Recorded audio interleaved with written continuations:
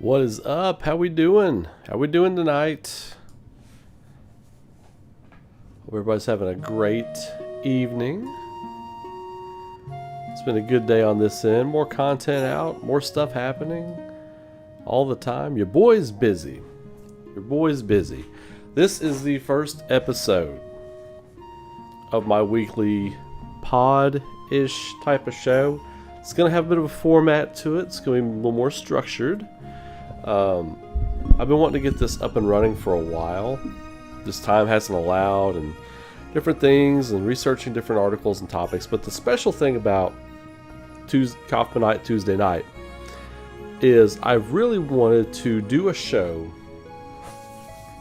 and have a platform where it's more structured and I'm less kind of all over the place, and I'm focused on talking about some of the top topics from the past week, and bringing you all into it. COFFMANITES. That's why it's called COFFMANITE Tuesday night.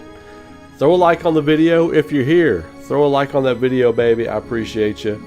Let YouTube, let everybody else know it's worth checking out. The robots don't know that if you don't hit that little like button. So I appreciate all the support, all the love for your boy. So I wanted to have a way to bring you all into the conversation. So what I'll be doing is every Wednesday and every probably Monday. Wednesday, and they give you a week to think about it, then a Monday. On the community tab, I'll be posting if anybody has anything they seriously want to talk about as far as gaming and nerdy news and stuff like that. This is going to be a place where we come talk about it. So there have been a number of things, events, what have you. Hang on a second. Where's my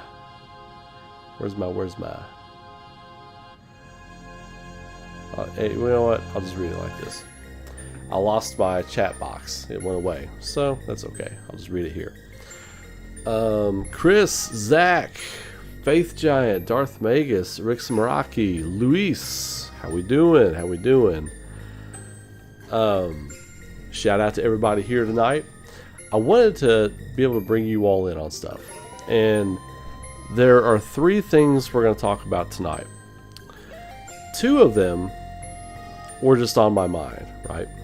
And then after I get through discussing these things, I'll make sure to check out what you all have going on. If there's something you all want to talk about, you shoot me in there. I'll check it out. If I miss it in the chat or whatever, super chats are wide the F open. So if you want to support everything I do, a great way to do that is super chatting to support the channel.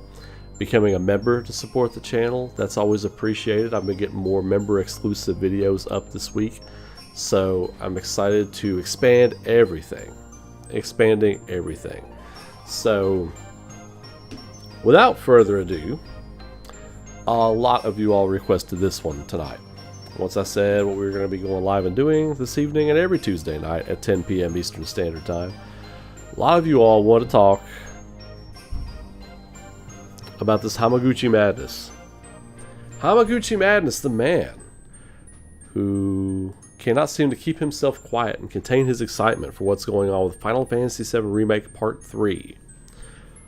Has been putting out a lot of interesting comments. Now, there's been a lot of them. I'm going to make content on a lot of them. Let's see. Oh.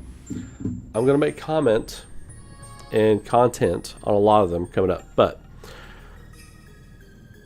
3 things he's talked about in the past few days. I want to tackle them kind of one at a time. The first thing, and I did a whole video on it earlier with because if you all have been following me, and a lot of you all have for a long time, you know I've been saying, what have I been saying? It's one timeline. It's one story. Now, in the beginning, I was on that kick where I was like, it's consecutive time loops. Time just goes over and over again. That's what's going on, I thought.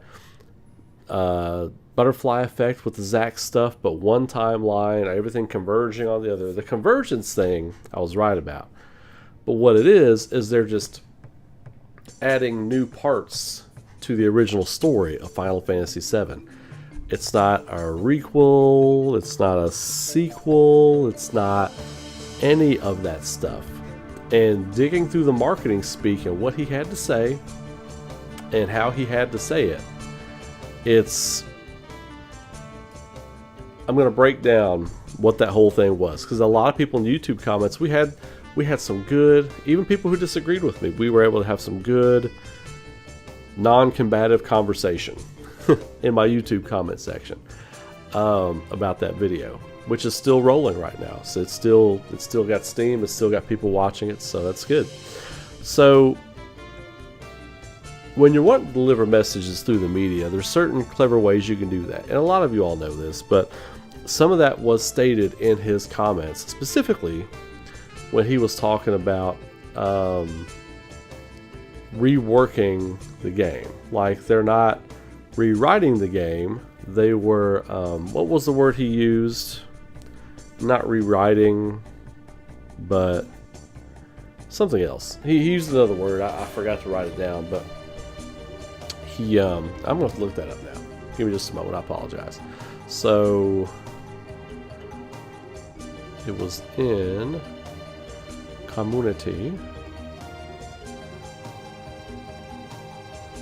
Anyway, not rewriting it, but just kind of reworking it, or like redesigning the game. So what he was saying with that is like, look, you know, we know we divided the fan base. They did not mean to divide the fan base. That was not their intent. And again, that's why sometimes I say Square Enix's marketing and their messaging is pretty off, because it's like they don't properly anticipate how their fan base is going to react to things. And that's why a lot of people have criticized them over the past few years, that they don't understand their fan base. That's one of the reasons they've gotten that criticism. They've kind of caught some strays because of that. That was a 2-part statement in one statement. They're basically coming out saying, hey, look, the Final Fantasy VII you know and love, we're going to keep making it. It is going to, we're adding things to it, but it's the same story. We're going to get to the same place. The Zack stuff, I'm not going to cover that too much because I've done so many videos on it. I've done so many videos on all of, like, from between Remake and about a year before Rebirth came out, I did so many theory crafting videos. I did so much diving into all that stuff that it was kind of crazy. I did so much of it. But also, when I came to the conclusion that this was just a remake, that just straight up, bold-faced, just remake, I stopped making all of that content because I didn't want to feel like I was giving you disingenuous content. I didn't want to feel like I was not giving you your time's worth. If I'm going to ask you to give me 8 to 20 minutes of your day, I'm going to give you genuine content.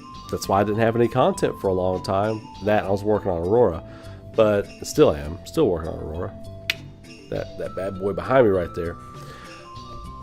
But I didn't want to feel like I was clickbaiting you or click bombing you all. You know, it's like, well, I don't feel like it's a remake. I don't feel like it's a sequel or consecutive time loop stuff anymore, but I'm going to keep pumping out content for that because I know they're going to click on it. I didn't want to do that. Plenty of other people out there that run that game. I don't need to run that game. Your time is precious. My time is precious. I'm not going to waste either one of our time with that.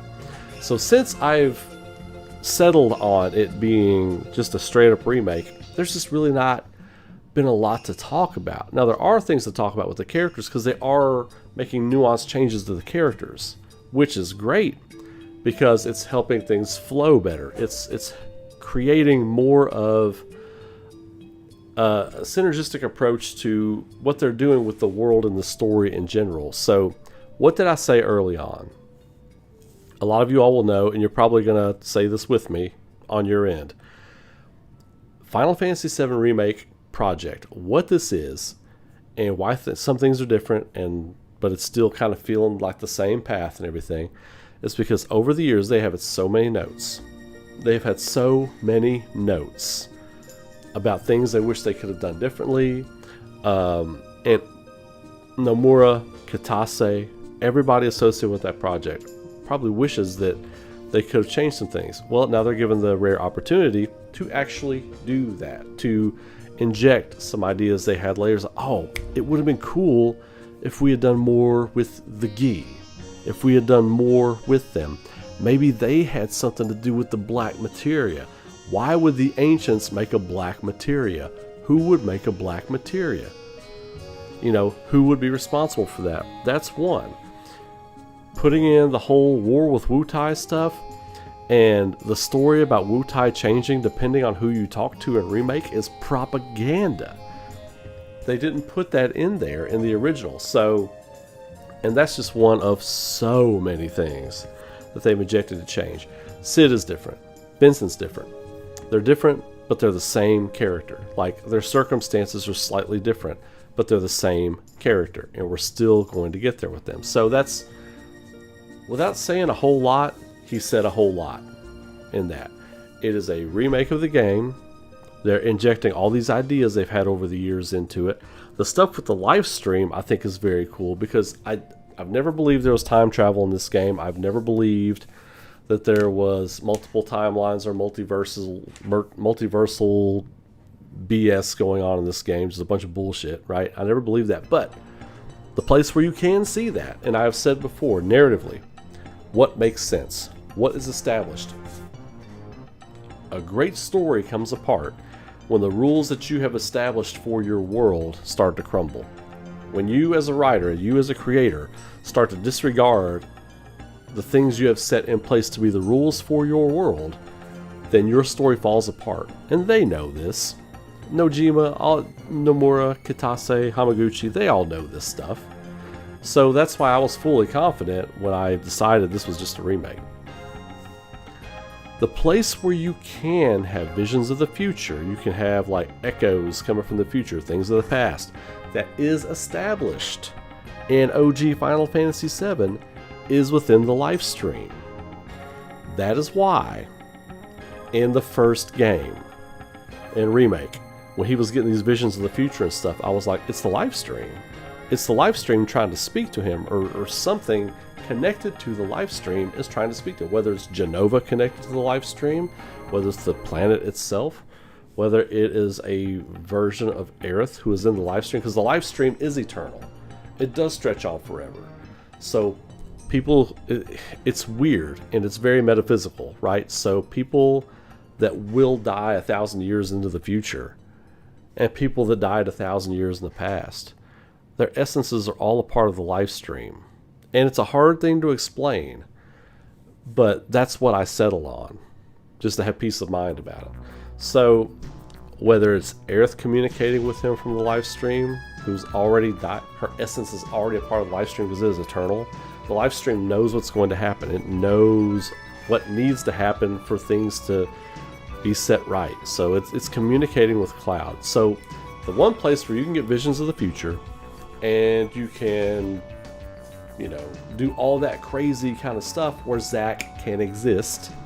And now we know that based on the rules that were established in OG for the live stream, it being this, you know, ambiguous kind of eternal, can do anything heavenly kind of realm unto itself, that is where Zack exists. He is in the live stream, which I thought was kind of bogus because I thought they were doing something wild at the end of Remake, but it didn't happen, and on we go. That's when I was like, it's just a remake.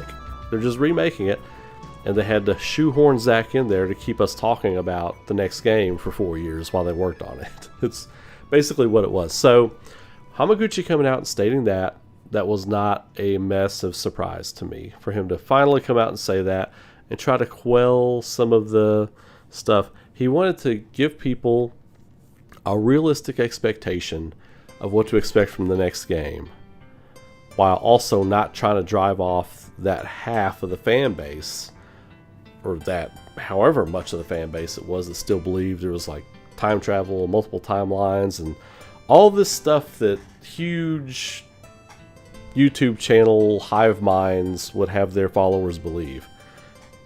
I encourage you all to think for yourselves. I'll say my piece, you can say your piece, but I'm never gonna tell you all you gotta believe my way or the highway. I'll actually debate you all in my comments. That's one of the things I welcome on this channel. Unless you write a book, then I'll skim some of the things. I'll be like, yo, because I am actually very busy when I'm not making content. So I want to touch on that bit. Now, there are a couple of other things that Hamaguchi came out and said. And I am going to read all the comments and stuff when I get through the Hamaguchi stuff before I move on to the next point. Gameplay changes. A lot of you all asked me about the gameplay changes and what I think that is. We've talked about that before too, but not a lot. So we'll go into a little bit here because I'm sure you all don't see every video that I post, especially when I was in that dead period and I post a random video here and there. I wouldn't have expected anybody to be following my stuff then. But Sid and Vincent, Sid Highwind and Vincent Valentine, are going to play drastically different from the rest of the party. And now you're going to have an 8-member team. And you may not necessarily be split up a lot. They may not be doing a lot of that, splitting the party up or whatever. So I said the other night on the live stream, could we finally get a 4-party team? And I think there's going to be tagging out. There's going to be triple text. There's going to be, you know, there's going to be all this kind of team up and teamwork kind of stuff. Because Rebirth was one of the themes of Rebirth, as far as the gameplay and how things worked, was teamwork, building the affinity with the rest of your crew. Lots of RPGs have done that over the years. Final Fantasy VII got a taste of it in Rebirth. Building up affinity with your crew, learning how everybody works together. Now you're going to you've lost Aerith, but you've picked up Vincent and Sid, and those two characters are dynamically different from anybody else in the party. How they operate, how they handle. And I think there's going to be additional ways to operate and handle the other characters in your party as well. Also, I think this reunion cloud could have some new gameplay dynamics, because since he fused the black materia into the Buster Sword, we have not played as him. Since he snapped that in there and got on the tiny Bronco to fly off at the end of Rebirth, we have not gotten to play as him. So there's a really big possibility there'll be new gameplay dynamics with him. Now, Vincent, I have repeatedly said, just needs to handle like Dante from Devil May Cry. He just needs to straight up be Dante from Devil May Cry, 110%. Sid Highwind, we already kind of seen a taste of how he's going to play with Sonon. Sonon, the character from Final Fantasy VII Intermission with Yuffie. We've seen it, we've played it, he's great. Now, making all these characters work together for triple text and stuff, I think we're going to have some new gameplay options. I think we're going to have like a new tag in, tag out feature with characters checking in, checking out of battle. There will be different rules tied to that. I don't want to get too much into that, but like as far as like knockout status, does that take an entry slot away? If someone's knocked out, does someone else automatically tag in? Do you have backup badges for who's your number 1 backup, who's your 2, who's your 3, what's your back line look like? That's all stuff we'll figure out if that's what they're going to do. So when he's talking about the gameplay, changing the gameplay up, slight tweaks and things like that, I believe that's what he's talking about. Now, that may not be it at all. And plus, we're going to have the Highwind. The Highwind's going to handle differently. And when you're talking about gameplay, you may not just be talking about in-battle sequences. You may be talking about world traversal. This is something no one's talked about. Talk about how to traverse the world, how to best get around. How's that going to work? How are undersea battles going to work? Random battles under the ocean. Because you will get the submarine. You will get to plummet to the depths of Gaia and explore the ocean floor. They have created this entire globe, an entire world. The ocean floor, I feel like, will be mapped out. You'll be able to explore the whole ocean floor. And hopefully there are like cool little temples and stuff to explore down there, not just the Kraskulinka and the underground reactor and the tunnel up the Lucrezia's cave. Like, I can be a little perverted sometimes, so I had to stop myself there when I said that.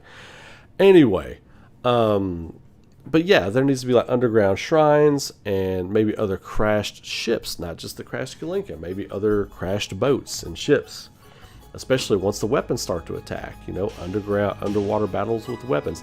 The high wind. Are we going to encounter things in the sky? Are we going to encounter like floating, like town type platforms? Getting to hidden areas, new towns, stuff like that. So how things work, and hopefully a different way to attain summons. This is the last point I'm going to make on the gameplay change thing. Everybody has complained profusely about how you attain summons in Final Fantasy VII Rebirth and Remake. It's lame.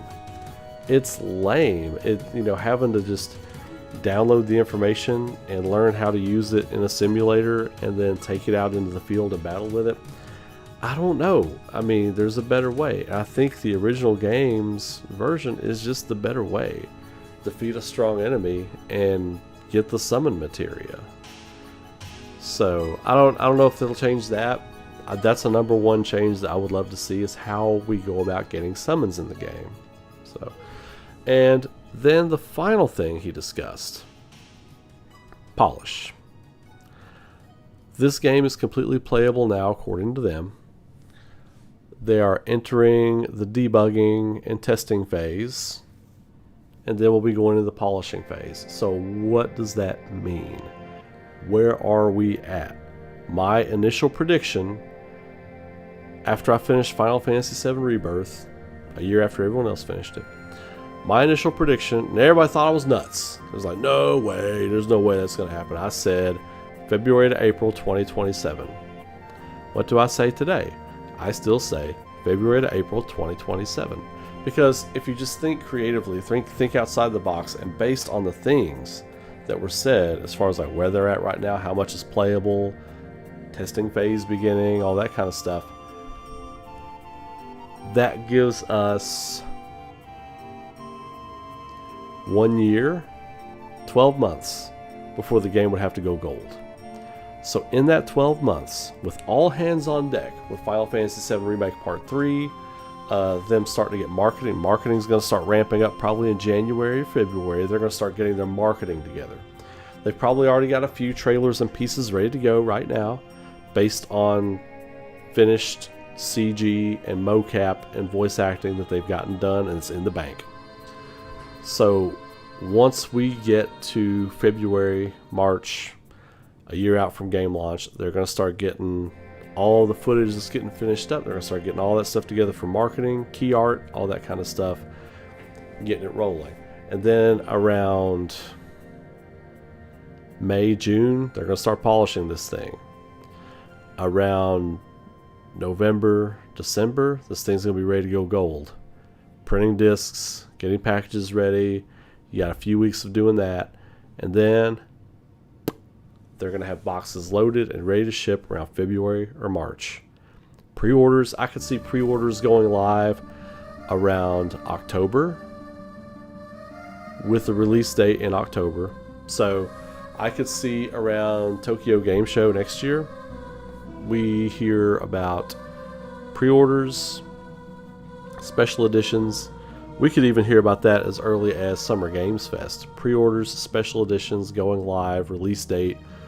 Summer Games Fest could be the release date for Final Fantasy VII. I don't think they do it at Tokyo Game Show. It just doesn't feel like the world is watching for Tokyo Game Show. It just doesn't. That's going to take me into another point here in a minute. As far as pertains to Resident Evil and Capcom and their flaccid attempt at getting everybody hyped at Tokyo Game Show. But that's the Hamaguchi stuff. That's what I feel. That's what I took from everything. And I think it's a great direction. As I've said, with what they're doing with Final Fantasy Tactics, Evil East Chronicles, and some other stuff, I really feel like they're moving in a right direction. They're moving in the correct direction now. I feel like they've course corrected.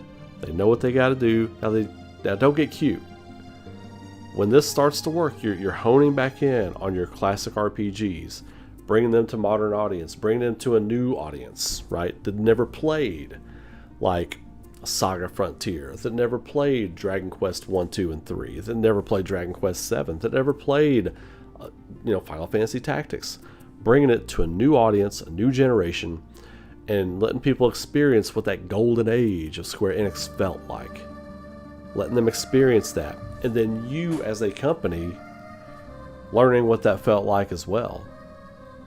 Taking the knowledge of the past and bringing that into the present to help you be better at what you're doing now.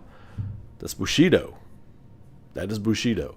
And I say that because I feel like Square's kind of getting back to their roots on this stuff. I did a video about it the other day. I feel like Square Enix is getting back to their roots. They are figuring out what their messaging needs to be, what their games are going to be, and when they do that, when they're firing on all cylinders, we know they can make great games. And I think they're getting back to that.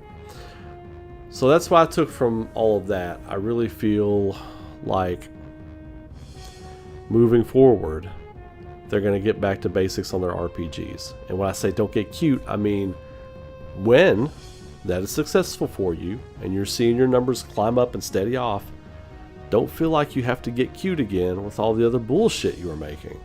Just double down on what you're doing. Because here's the thing, if you're going to expand the RPG market, you have to keep making great RPGs. You have to keep making them. You make Final Fantasy 1, the world's not going to come looking for that. You make Final Fantasy 2, 3, 4, the world's not going to come looking.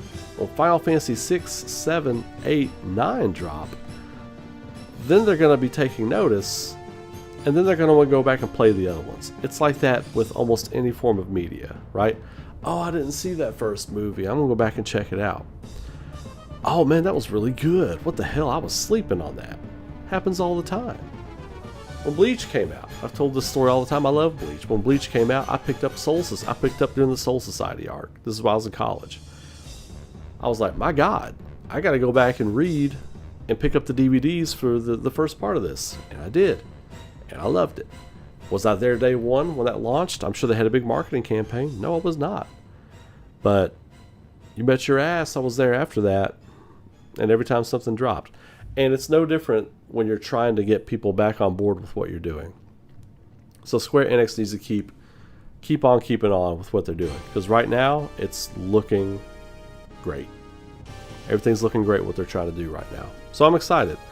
And to see Hamaguchi really excited about what they're doing, what they're trying to do, and how they're trying to go about their business now, that's encouraging stuff. That's encouraging stuff. Take your time. Take your time. Be patient. Let the audience find you. You've already got a built-in, baked-in fan base of what you haven't driven off yet. You drove off a lot of folks, but you can get them back with a couple of solid games, a couple of really good, not even solid, a couple of great games, because you got it in you. Square Enix, you've got it in you, baby. You've got it in you. Just make it. Just make it. Just go make it. And then let everybody come back. And then let new fans find you. But this Power Wash Simulator shit and all this other crazy stuff they were doing, that day's got to be done. Don't waste manpower and money and development hours on that stuff. Put that stuff back into your other stuff. I can't stress that enough because they kind of lost the plot for a while. Anyway, that's all I'm going to say about the Hamaguchi stuff. For now, when other things start to come out, we will discuss it again. So let me go back and read through your comments now before I go to my next point. Evening, everybody who's joining. Sean Fuller, how we doing? Epic Dreamer, haven't seen you in a while. How you doing?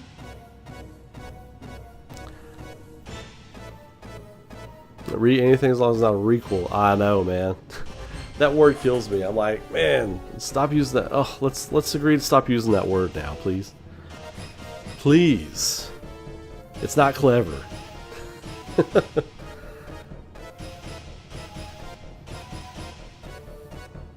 Smash that like button for Uncle Ray. That's right.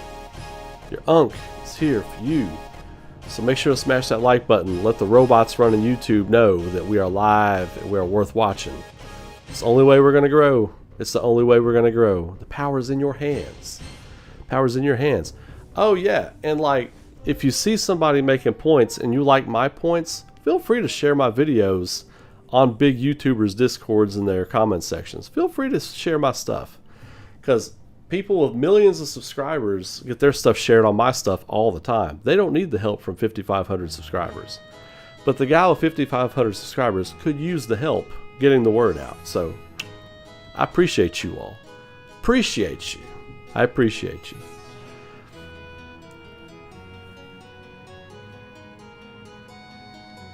They are adding stuff that they couldn't because of tech limitations as well as the rest of the compilation not existing yet. Well, see, that's the point, Zach. You know, that was my initial point when I finished Final Fantasy VII Remake. It's like they have piles of notes that they couldn't get to. And that's what the compilation came from, was notes, right? They had joked, a lot of people don't remember this because it was a while ago, this is like 2008, 2009. They had joked that the last part of the compilation would be a remake of Final Fantasy VII. It was kind of a joke and kind of not a joke. There are interviews from like, I want to say it was on like G4. I saw it on something where they were interviewing Nomura and he was like, yes, the last part of the compilation will be a remake of Final Fantasy VII. And they kind of, you know, it was like, it was kind of a joke. Until it wasn't. 2012, Final Fantasy VII, unofficially, Final Fantasy VII Remake goes in development in the early stages of pre-production and previs in 2012. 2015, we get that announcement trailer. They had been working on the look and the feel and everything of that for 3 years. Not the trailer, the previs for the game. Then Final Fantasy VII Remake goes into development hell. Development hell. And Square Enix brings everything back in-house, scraps 70 to 80% of production, and gets started on again. April 2020, we get Final Fantasy VII Remake. The development cycle for that game was hell. It was rough. It was very rough. And, but yeah, so I got off the point a little bit, but to your point, yeah, that was my original take as well. It's like, look, they got all these notes that they've had, and they've been trying to get this game remade for years and years. So now they're just using all the notes that have piled up over the years and telling this ultimate version of Final Fantasy VII. Like, Final Fantasy VII Ultimate is really what this should be called. Final Fantasy VII Ultimate.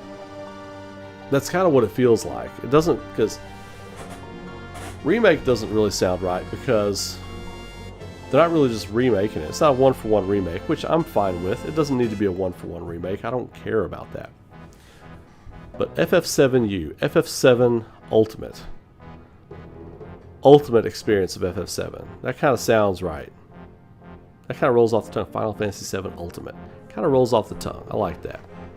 But yeah, so with tech limitations, the video I did, I think it was yesterday I released. Or earlier today. Maybe it was earlier today. I'm releasing so much content, I forgot what day it was. Forgive me. Forgive me. Releasing so much content. But no, yeah. Tech limitations, that's a broad stroke kind of term. A lot of it was tech limitations, but a lot of it was time and money limitations. Final Fantasy VII, when it came out in January 97, it was under the gun to come out. Like, they were at the red line. Like, I was trying to figure out how to best say it. They were at the red line. It was triple zeros on the clock. They had to get that thing out. And so they had to start making cuts. I think it was around September, November of that year. No. It was like summer of that year of 96. They had to start making cuts to what they wanted to do in the game. And then so they could get it out by January, launching into their Q1 or the end of their Q4 or whatever it was then.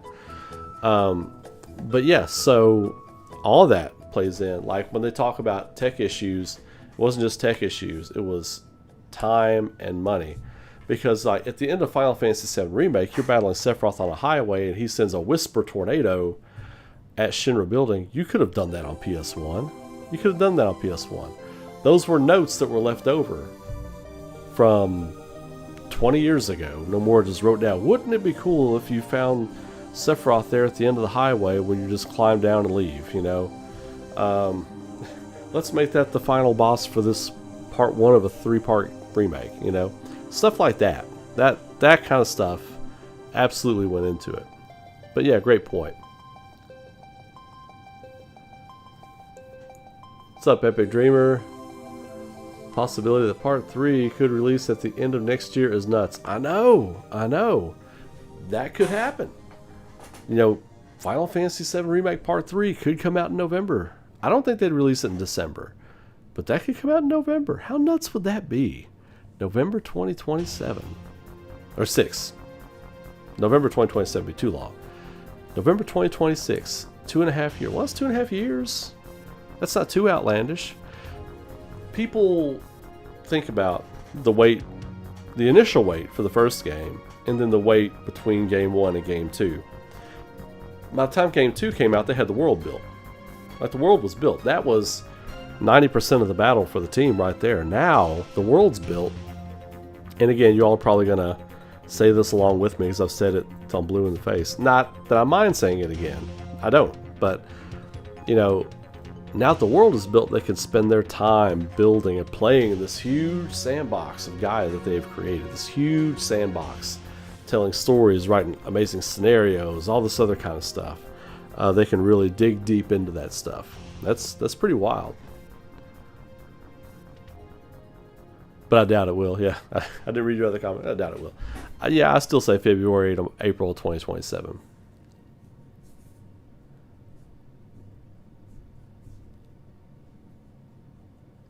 Where in the blue heaven is Final Fantasy IX Remake? On the back burner. On the back burner. It feels to me like, you know, Final Fantasy IX's been in development for a while. They had some I know they had some problems with it. But that whole team that was working on that is radio silent. They're in the basement somewhere working on the last part of Remake Part 3. I think what happened, if I had to take a guess, and this is just a guess, is, you know, new management, new guy in charge of Square Enix, new priorities. Final Fantasy IX Remake will happen. Not happening right now. They put it on the back burner. Maybe they rework it. Maybe they are currently reworking it. We don't know if it's just on pause, if they canceled it, or if they're reworking it. I don't think they've canceled it. It's a mainline Final Fantasy remake. I don't think they would cancel that. I think that if they have problems with it, I think they're going to revisit it once Final Fantasy VII Remake Saga is finished and Kingdom Hearts 4 is almost done. So, a couple years. Who knows? I know there's a lot of Final Fantasy IX fans out there that are really upset by all that. Take heart. It'll eventually happen. I hope it happens sooner rather than later for you Final Fantasy IX fans. But take heart. I'm sure that game's still coming, so...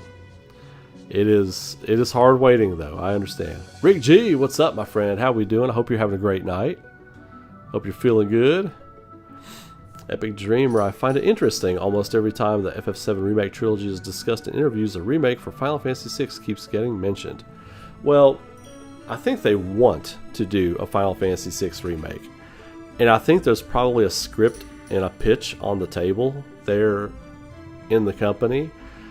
If I've been saying this a lot tonight, I don't know where that's coming from. But if I had to take a guess, because all of this stuff is just educated guessing unless you're talking to someone who works there. That game is not in production, but if I had to take a guess, I would say there are proposals for that game floating around. Like, how would we do it? What kind of game would it be? Is it HD 2D remaster? Do we do like a Dragon Quest VII kind of remake for it? Do we do a Adventures of Elliot kind of thing for it? Do we do a Final Fantasy VII Remake Saga thing for it? Final Fantasy VI Remake cannot be 3 games. I don't like that Final Fantasy VII Remake Saga is 3 games. And that's the greatest game ever made. I don't think Square Enix will ever do a 3-game remake ever again. I don't. Because I think it's caused them more headaches than anything. Selling the same game 3 times, if you had sold one full-on, amazing experience game, let's say, I don't know what the sales numbers are for Rebirth and Remake and all that, but let's say when it's all said and done, I mean, I guess somebody can give me those numbers. Let me just take a spitball. 6 million copies Rebirth, 7 million copies Final Fantasy VII, 8 million copies Final Fantasy VII Remake. So let's say that 1 and 2 are somewhere in the ballpark of like 15 million units, right? Let's say after Remake Part 3 comes out, we're somewhere in the neighborhood of 20 million units. If you make one amazing game one time that sells 18 to 23 million units, instead of hamstringing people and losing people along the way, on the journey, on the path, you know, the math can catch up over time. And for you as a company, you're investing in development 3 times for a return that might be the same return, the end game, as just doing it once. So I think that's what they're looking at right now. I know they wanted those numbers to be bigger for each release, but that's why I said in my video earlier, Square Enix is a niche audience. I think they're understanding that now. I think their previous head honcho made a business decision on Final Fantasy VII Remake, because I've heard it was originally supposed to be 2 games. I heard the original plan was to make it 2 games. Part 1, Part 2. Final Fantasy VII Remake Part 1, Final Fantasy VII Remake Part 2. I've heard that from many people. Not people at the company, but people like game journos and stuff that might know. I've heard that. And some of you have heard that too, because I've had conversations with you all about it privately. But I think they've learned their lesson on that. I think if anything Final Fantasy VI happens, it's got to be 1 game. 1 amazing, amazing video game. Maybe that's why it keeps coming up. We'll see. Adventures of Elliot does look great. I'm excited for it. Will there be FF16 like set pieces for Part 3? I think the weapons battles for sure. I think the battle with Safer Sephiroth as well. I could say, because we already got Bizarro Sephiroth. Yeah, we got Birth of a God ish in Rebirth, which kind of worked, right? Anyway, I don't want to get too much into theory speculation on that. I want to get through the comments, get to my next points, because we got tactics to play tonight. Are we predicting any announcement possibilities for Part 3 at the Game Awards? It's absolutely happening at the Game Awards. Like, that's not a prediction, that's a lock. Ka-chunk. Announcement trailer at the Game Awards. Announcement trailer at the Game Awards. Faith Giant, that's a lock. Lock that in right now. If I'm wrong, I'll eat crow the night of the Game Awards. I'll happily say, yep, I said that was a lock. That's wrong. That's how confident I am. That is a lock for the Game Awards. If not before. If not before that. If we get a state of play announced for like the day or 2 days before the Game Awards, we're getting that Rebirth. We're getting that Remake Part 3 trailer at that state of play. FF8 Remake should be 2 games. That's why I want new stories instead of remakes. FF8 shouldn't be remade at all. Not because I'm hating on FF8. I just think there are other priorities. If you're going to remake games, there are other priorities ahead of Final Fantasy VIII. There just are.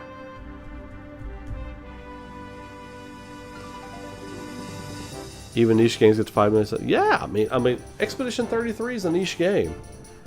How many units is it sold? It's like over 5 million. I mean, it's like way over 5 million, right? I mean, it's... Here, hang on. I'm going to look that one up real quick. I'm curious.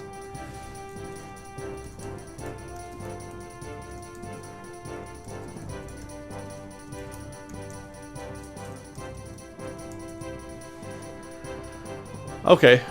As of September, it was 4.4 million copies. Okay, yeah. Well, and again, that's the point. Clear Obscure is a niche game. And it's sold 4.5 million copies. So yeah, absolutely, dude. Absolutely. Avenger Sijk? Yes, Final Fantasy VII Redemption is coming. You called part 2 was going to be Rebirth. Let's see if you nail this one. Well, sure. Sure, man. Yeah. Yeah, I called Rebirth. What was the video? Here, I'm going to look that video up because people never believe me. They never believe me. Let me see.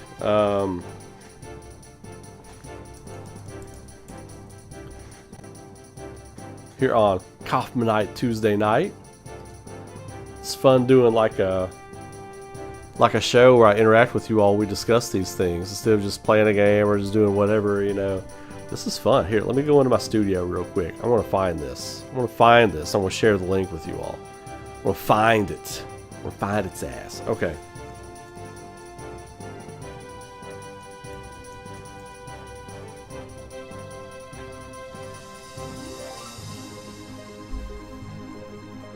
Whew. Lots and lots and lots of videos with Rebirth in the title.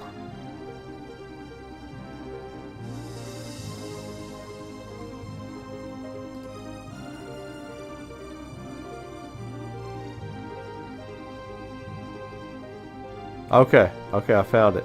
From March 30th, 2021, baby. March 30th, 2021. We're going back in time. Oh shit, almost hit delete forever. We don't want to do that. We're going back in time, baby. Paste.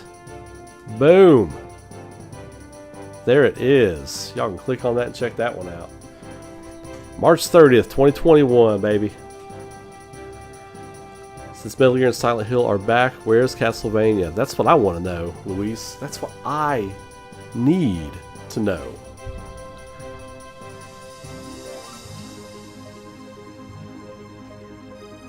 Yeah, well, FF7, FF6 and HD 2D, that's not enough. I mean, that game deserves better. I'm just throwing out there the possible scenarios, what they might be talking about. I wouldn't disagree with you on that. It's arguably one of the best games that company ever made. It deserves the same respect. I agree. I'm just saying that's probably what they're going to be discussing, you know, when it comes to that game. I ain't gonna lie, I'm stoked to pieces for the announcement. Yes, as am I. Are they trying to remake 9 like Rebirth? I don't know. I think maybe they were, and now they're not. I love Rebirth over Expedition 33.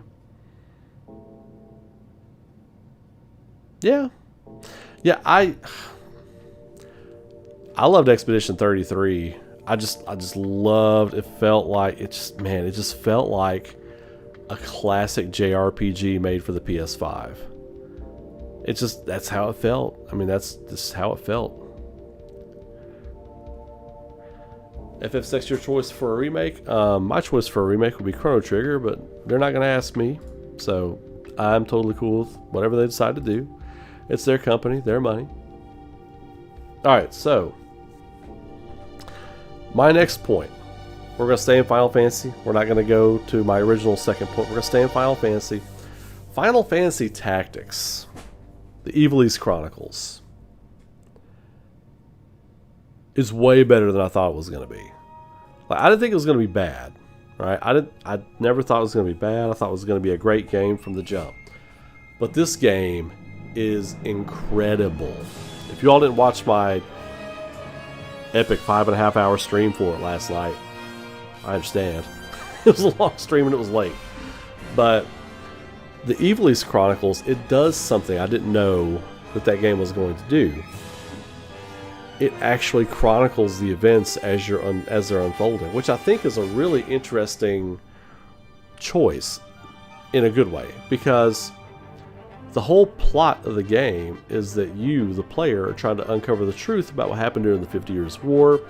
The dry church papers have been uncovered. They're going through the documents, and the way they explain it and set it up, it's almost as if they're going through the documents, and each time you clear a battle, each time you get to a different point in the story, the documents update. You can go and you can see the documents, the locations, the things, the key players, everything that are happening, the intrigue, the church, the power struggle, all that stuff. It's all updating as you go through the game. So in my brain, in my storyteller brain, I was like, oh, you're seeing them go through the documents and visualize what happened as they're reading through these different documents. Fascinating. Fascinating. That's so cool, man. And the gameplay is always fun to me. I'm a grinder. I love a JRPG where I can just grind. Just sit in one place and grind my ass off. That's what I want to do. Like, just play, find an area to post up where I can get lots of job points, lots of experience points, all that kind of stuff, and just soup up my characters. Like, it's that meme where the Terminator walks into a kitchen looking for somebody, and it's like, you know, me showing up for the boss of the first level after grinding for like 2 days. That's me when I'm playing. Ivalice Chronicles is really special. And the voice acting. My God. I don't remember. I looked him up earlier. The voice actor for Argath. I hate Argath in Final Fantasy Tactics. You're supposed to hate him. But man, that last battle in Chapter 1, that actor was going in, dude. He was going in. And there are certain parts coming up, especially in Chapters 3 and 4 in Tactics. Or Chapter 2 with Wygraf, actually. Wygraf. Wygraf, as they say, but I thought it was Wygraf. Wygraf, as the German pronunciation with the W. Wygraf in Chapter 2. I think it's the penultimate battle of Chapter 2. I can't wait for that actor to go in. Like, I think all these actors are going to have their moment to shine where they just go in with their acting. I think the voice director is just like, all right, here's your scene. Go. Just go. And I think that's what that Argath voice actor did. Ben something, not Ben Starr. I know it's not Ben Starr, but it's Ben something, I thought. You all can look that up and check that out. But yeah, that guy went in. The voice acting is incredible. Incredible. The little nitpicks I had about some of the direction had nothing to do with the performances. The performances have been unbelievably good. There were a couple of voice direction parts where I thought maybe they should have added a pause in between a line or emphasized another word a different way. But now that I'm directing voice actors and stuff like that, I think about things like that. Like, I direct now, so I think about things like that. Like, I'm going to pause there, maybe go in harder on that one word there at the end, that word in the middle. But those are just choices. The actors are killing it. This is some of the best acting I've ever heard in a video game. And it's easily the best written video game. I've always championed that. The Final Fantasy Tactics is the best written video game ever. Final Fantasy VII is the greatest story ever told in a video game. Bar none. Ultimate, end of story. Final Fantasy Tactics is the best written. Because there's so much Shakespearean intrigue stuff in there that's so good, man. Just sink your teeth into it. It's so good. You can almost chew on the dialogue. It's so tasty. It's so good, you know? But, yeah, so Final Fantasy Tactics. I've got a love letter piece coming out for Tactics tomorrow that I shot today. It'll be going up tomorrow for all of you all to check out on the channel. But I just had to give a special nod here to it because after we finish up the COFFMANITE Tuesday night segment of the show here, we're going to slip into the stream and play Final Fantasy Tactics here in a little bit. But I had to give some love. I had to show some love because they went above and beyond. This is what Square Enix needs to be doing. Not remaking or remastering old games, but getting back to what you do well, which is storytelling. They do storytelling so well. Maybe better than any other company on the planet. As far as video games and stuff go, well, tell better stories than most Hollywood studios and whatever. But this is what they do. This is what they're aces at. And this is what they need to get back to. So that's why I wanted to touch on that real quick. So, before I go any further, if you're new around here, consider subscribing to the channel. Throw a like on the video. Appreciate all the love, all the support. If you want to go a little bit further, consider becoming a channel member. I've had exclusive content going up all week for channel members. Some are timed exclusives that'll be coming out later on, like the next day or something. Some of them are permanent exclusives. You want to find out what they are? Sign up and become a member, or become a member on Patreon and support all of my other stuff I'm doing. So, all right, my final point for the first COFFMANITE Tuesday night. Resident Evil 9 Requiem, Capcom's special stage presentation at Tokyo Game Show, was about as flaccid as a flop I've ever seen. Now what they're doing with Capcom Street Fighter competition stuff, where you basically have to pay to watch it. What is Capcom doing right now? Like, are we starting to see cracks in the armor of Cap God? Are we starting to see some cracks in the armor here? Because their marketing for Resident Evil Requiem has been atrocious. Atrocious. You know, 6 months ago, I was a Capcom can do no wrong kind of guy. And I'll call it like I see it. I will call it like I see it. I don't know that Square Enix is riding the ship yet. It looks like they are, but we need to see more, right? This right here. That's a step in the right direction. That's a step in the right direction of building good faith. And it's not just me, and that's why I'm talking about it. I did that live stream the other night. We waited. A lot of you all waited with me. Right here. We were discussing. We were talking. For Capcom to go live at Tokyo Game Show. At like 2:30, 2:40 in the morning. On a Sunday morning. What?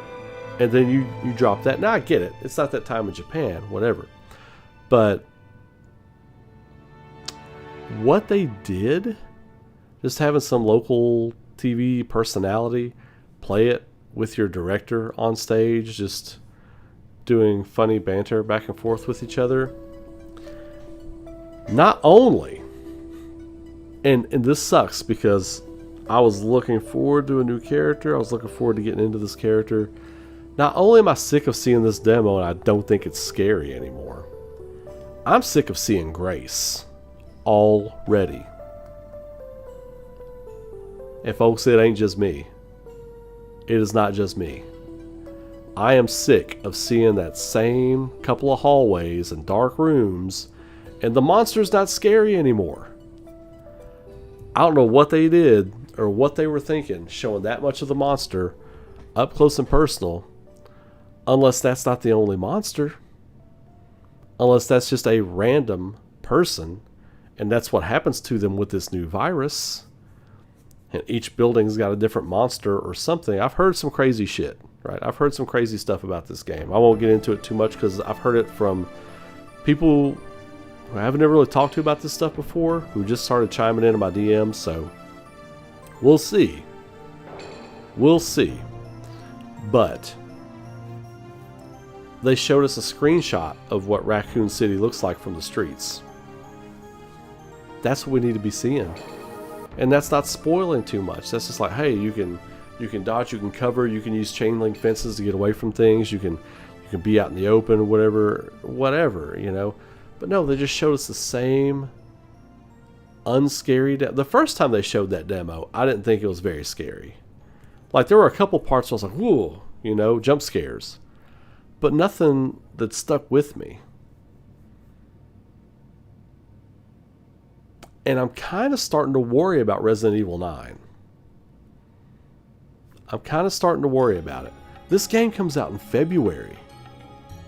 February 27th. So we got October, November, December, January. We got less than 6 months for this game comes out. They've already been doing promotion for going on 3 months. And we've seen the same shit for 3 months. Now, I'm not saying you got to give us the world. I'm saying one of two things happened here. You showed it too early. They had some kind of contract with Jeff Keighley's people, which that's another point of mine. These people, money changes hands to show things at these events. That's how promoters like Jeff Keighley and stuff keep their people paid. Money in, money out. That's how these things work. So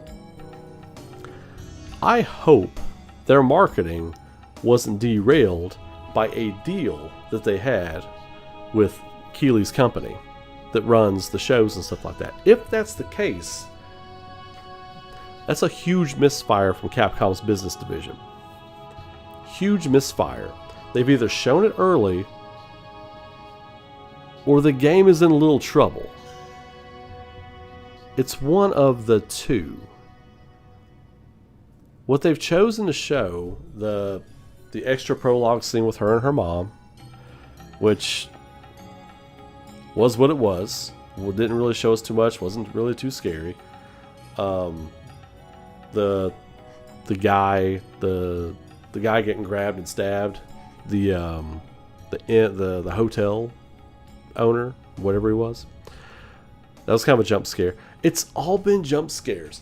There's nothing like slowly showing something where I'm just like, oh my god, I can't look. Like Silent Hill does it so well. Silent Hill does it so well. Like just showing you things slowly, making you look at something. And just the more you look at it, the more terrifying it becomes. Everything I've seen so far for Resident Evil 9, it doesn't feel scary. It feels like jump scares. I don't know. It feels like it's lost a step. Now, I hope I'm wrong. I pray I'm wrong. I don't want to be right about that. I want it to be good. But the fact that they've chosen for 3 months to just show us the same stuff is alarming to me. And after the Tokyo Game Show thing, I was like, yeah, I got no hype for this game. None. I mean, they can show us some stuff. I'm going to play it when it comes out. This is live. This is live, Eric Ray. What's up? I just happened to see your comment over there. I don't know what they're doing. I don't know what the marketing plan is. Nothing makes sense. It just feels like they had to show things earlier than they wanted to. It feels like they don't have a plan. They definitely don't have a plan right now. They're just throwing stuff to the wall and see if it sticks. I really think that I think they wanted to start showing stuff, if I had to guess, probably this month. If you think about how Capcom structures their releases and when their marketing cycles begin, they begin relatively close to when games are going to be launching. They like to launch their games January to April. The next year, they like to announce them pretty close to. Let's see, what was it? E3? That one year they announced Resident Evil 2 Remake for January, I believe it was. So you had 6 months. So if you look at February 27th, the end of August would have been a great time to start showing that. September, October, November, December, January, February. 6 months, end of August. I think they came out about a month too early. I think they didn't have enough to show. So we're going to wait and see.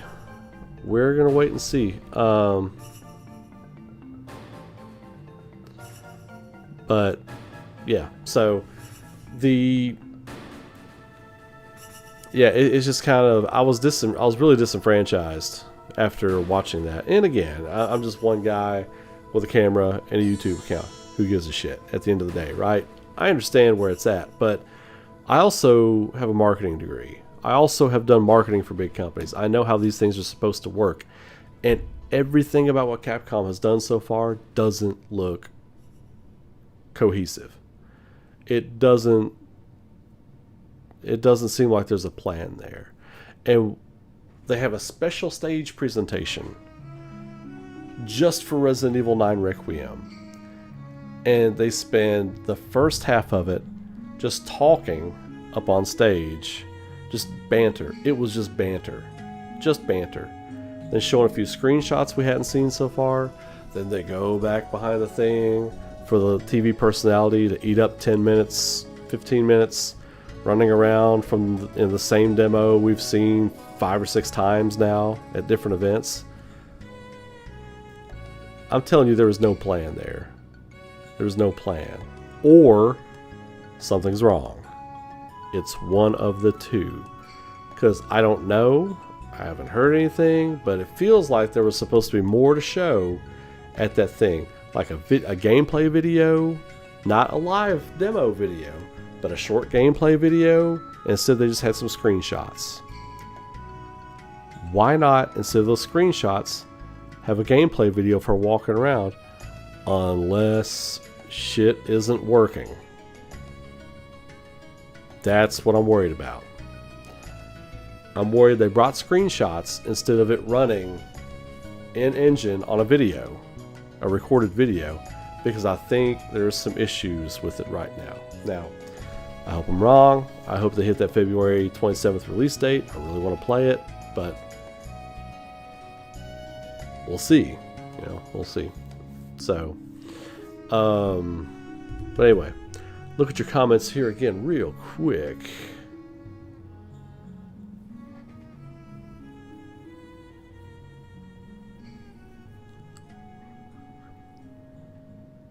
Yeah. Well, that's my biggest thing right now. Is that I want to like Grace. They really want you to like Grace. Like, they really want you to like Grace as a character. Like, oh, look what happened to her and her mother, and look at the situation she's in right now. I get all that. But the problem is, I feel like the way they're writing Resident Evil now, I don't know that it's going to work. Because before, you didn't have to show us, we didn't have to get sympathy on these characters for us to love these classic characters. They're just in a situation, they had to show their mettle, they had to show their grit, and you connected with them emotionally because of the things that were going on, the people they were losing, and for them to rise up and have to do it. Now they're trying to pitch this to you in a different way, and it doesn't feel like Resident Evil, which was my problem with Resident Evil 7, which has the same director, Nakashima. I'm not saying he doesn't know Resident Evil. I'm saying his games don't feel like Resident Evil to me. And that's concerning. That is very concerning. Resident Evil was Scary Game in the Bayou. It was not Resident Evil. People still combat me on that. I don't care. I don't care. Like, people can push back, that's fine. We can have disagreements about it. It wasn't Resident Evil. Resident Evil Village, even though it plays like Resident Evil 7, felt like Resident Evil. It didn't hurt that Chris Redfield was around, but there was an emotional tie to what was going on with Ethan. Even though you still didn't see Ethan, you still can't see your character you're supposed to care about, which drives me crazy in first-person games. That's why I hate first-person games for Resident Evil. It's like, I can't see this character I'm supposed to care about. When you're telling a narrative story and you're trying to get connection to a character, you need to see that character. You need to see them experiencing pain. You need to experience them getting beat down. You don't want that to happen. It's a psychological thing. Resident Evil 8, Ethan's dropped into this plight. You've got the stakes with his family. You see Chris Redfield, not looking at him like Chris Redfield looking at this possible BOW. Chris Redfield looking at this man protecting his family, doing everything he can, being like, Godspeed, soldier. I got your back. Your family, I'm going to take care of your family. That's Resident Evil. That's Resident Evil. That. This doesn't feel like it. And I don't like Nakashima directing Resident Evil. I'll say it. Like, the way his games are fine. They're fine. They're not bad games.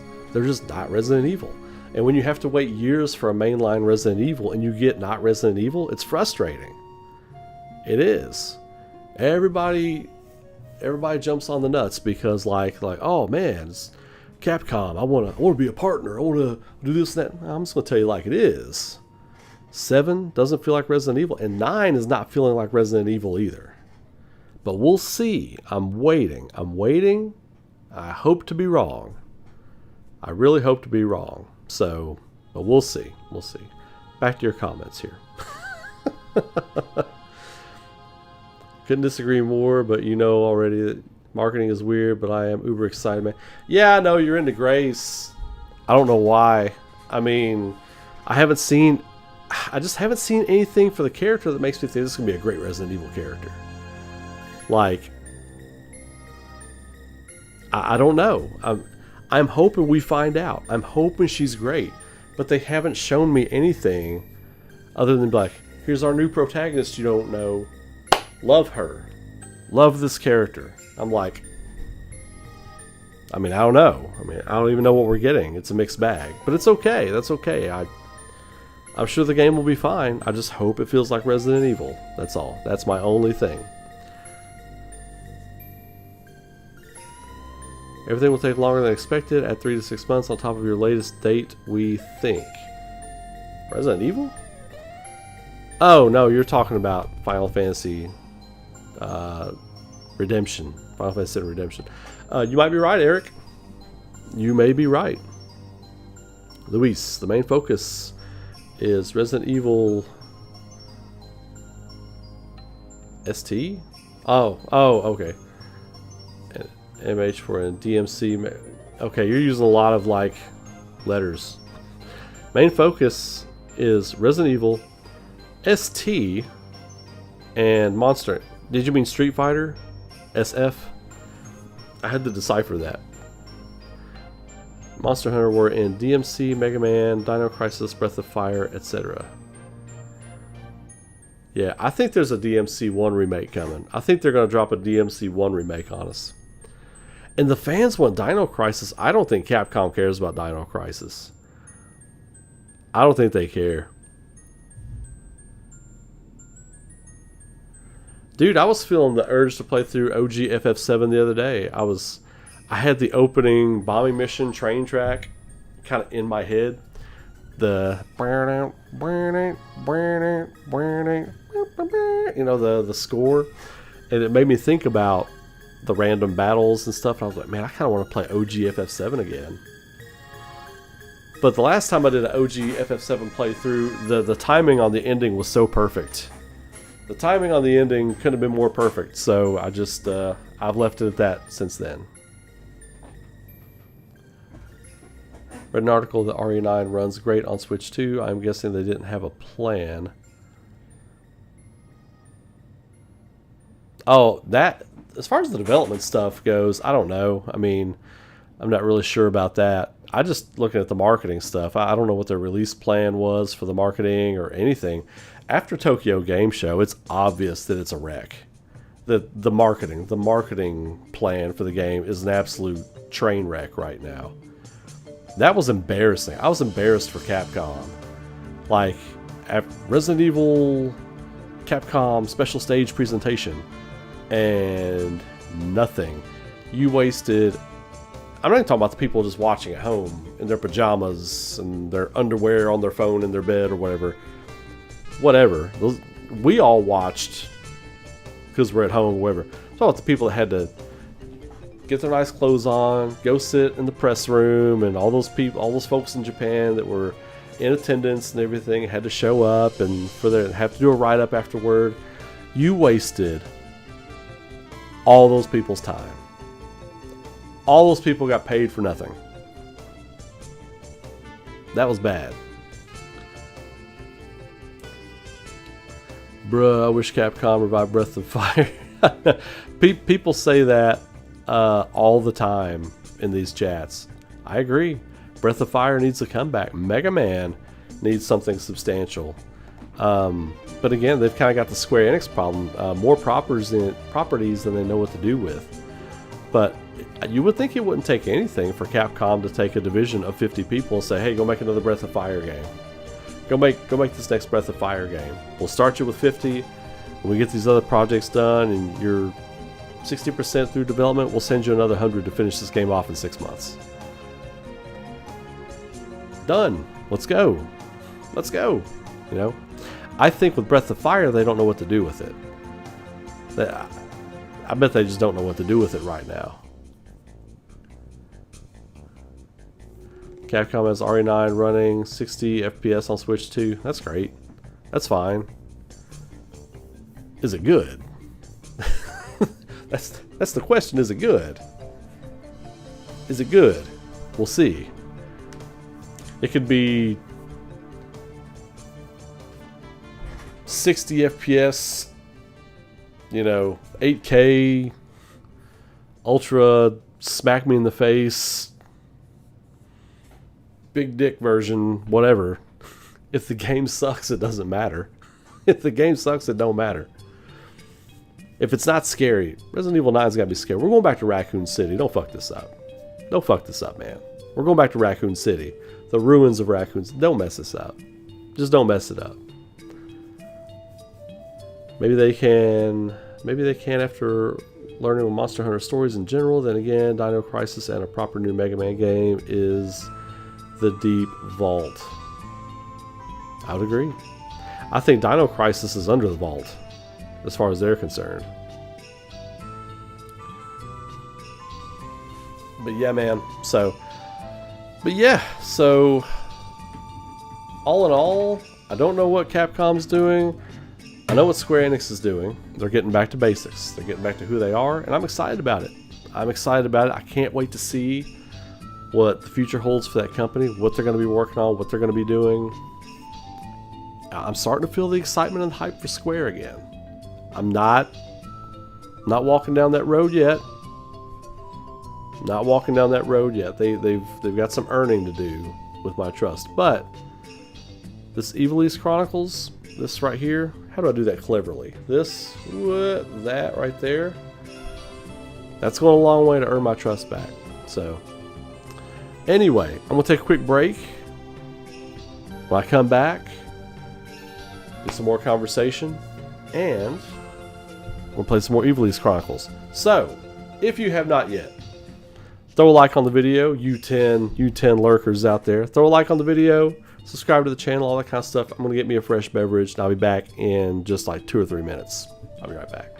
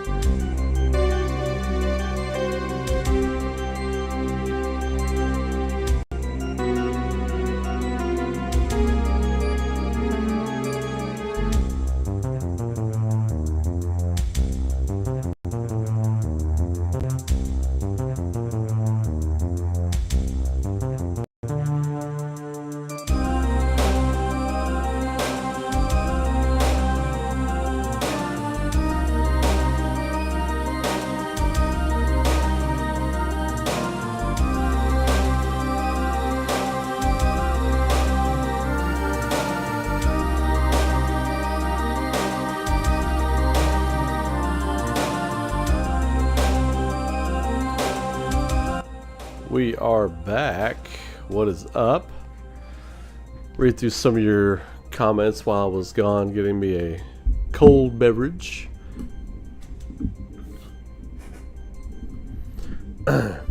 Capcom says Resident Evil Requiem is almost an upgrade of Resident Evil 2 horror. That's good. But the devs honestly aren't sure what's scary anymore. We've made so many of these that we can't tell. Oh my god. Is that real? Zach Dixon. They did say that. Oh no. I didn't read that. Forgive me. For me right now, RE9 has a cute main protagonist. It does. Grace is very cute. She's very cute. That's the only thing I like so far.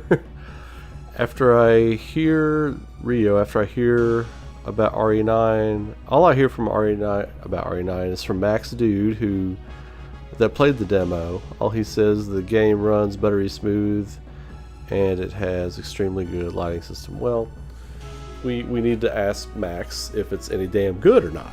That's what we should ask Max.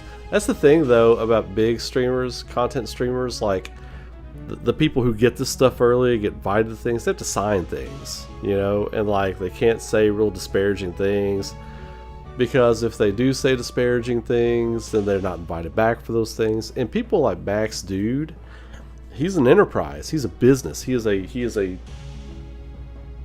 business. And when you're a business, you have to kind of watch how you say something. You can still be a straight shooter and be honest about things, but I don't know. His name, Enterprises, kind of says it all. So, but yeah, I do like Max Dude though. I do like Max Dude. I was a fan of his before I started. Well, I guess I never stopped being a fan of his, but I stopped watching his content when we were covering the same things because I didn't want my stuff to be influenced or whatever. So, but yeah. What up, Ray? Back to Basics would be an actual CT and PE remake.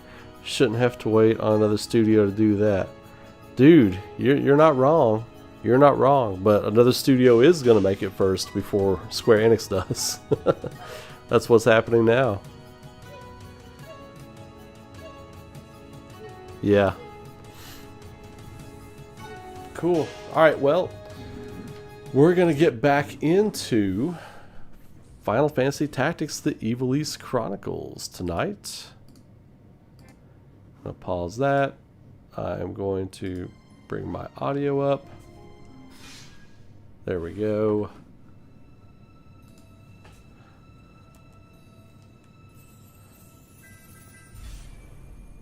Diddly diddly diddly diddly. Alright, Orban Monastery. Now, Merchant City of Dorter.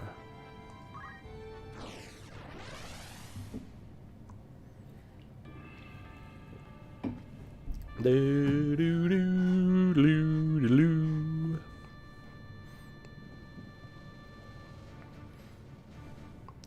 Who am I bringing next to me here? Who's my ride or die I'm taking with me? I think it's going to be Thomason. We've also got Alicia and Lavian too. We'll have to do something with them when we start grinding. Gonna bring Eldred. Ready as ever. There we go. Awesome, let's go. I've been jonesing to play this game all day. A purse of 5,000 gil per head.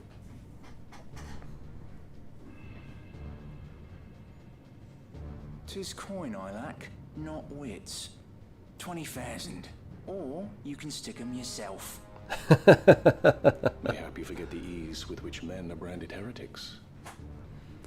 The villains in the story, their voices are so creepy. They did such a good job casting the villains in this story. Frets, is it? 10,000 then.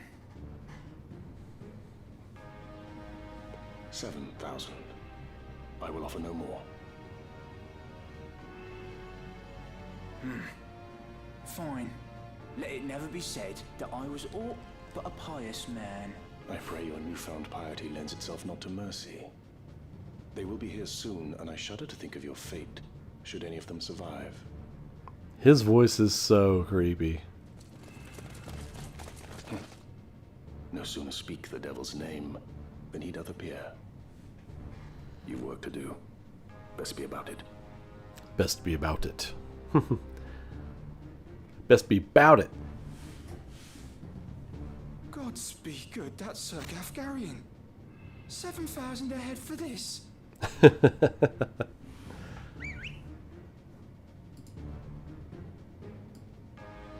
ambush. This day grows lovelier by the hour. If you'd not fight, the road home lies behind you. Oh, while I make no habit of charity, I could not well abandon so goodly a wench to rogues. Do not patronize me, sir. Like how she put the stick on the sir.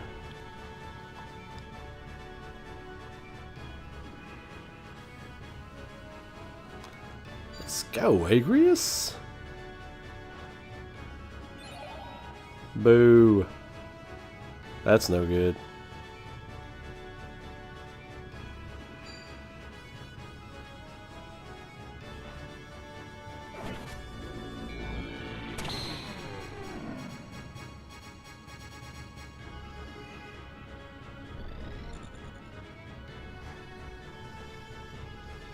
Come then. Get them both. Get them both, girl. Take this!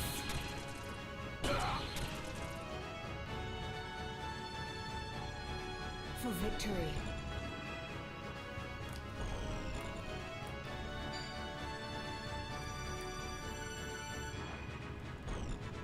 Let's speed this up. Auto potion, thank you.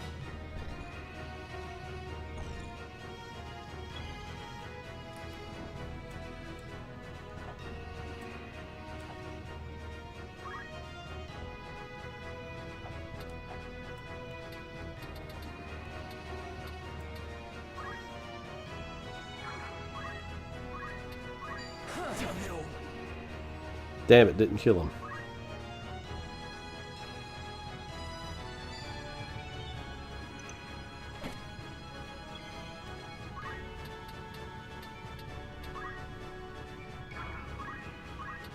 You're finished, damn it.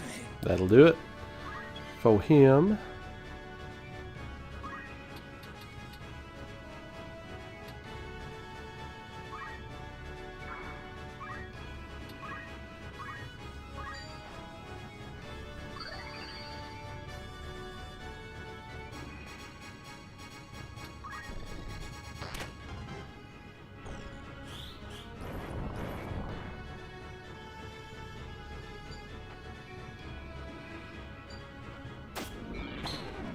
Alright, Gafgarian with the save.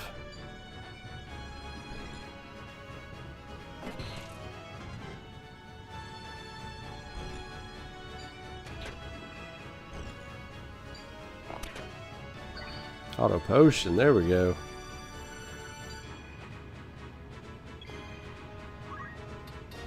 This will not end well if we use Down with you. Oh no, ready.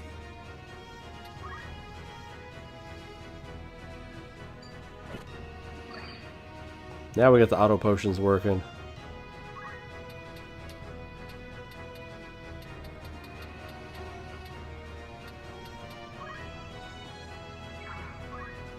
Thought his name was Dilbert. I was like, what the hell of a name there. My life. Over.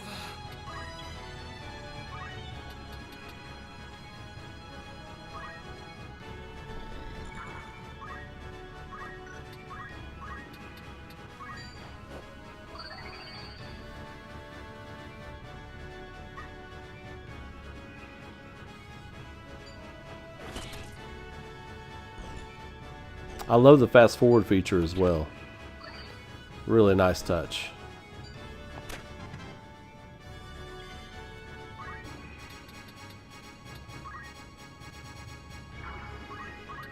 I have you now. Curse you. Oh, just enough.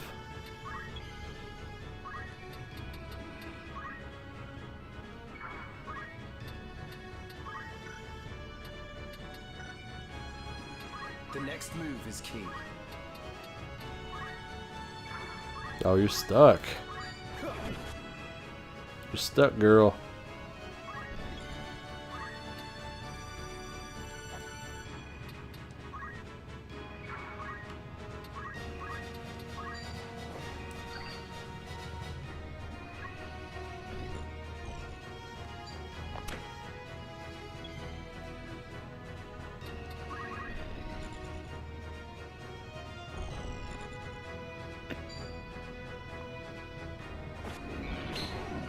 Boom. All right. We cannot linger. We must find Lady Aurelia. And how shall we do that? Her captors have but one place to go. The impenetrable walls of Fort Besserat. Then we must lose no time. Bum bum bum bum bum bum boom boom boom boom boom boom. Yeah. Ramza, Sir Ramza. Something's wrong with my desk. Hang on a second.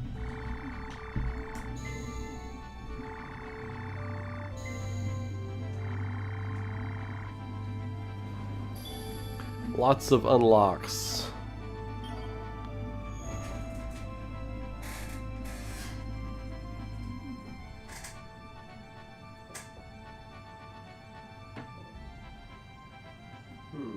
Oh, I see what happened.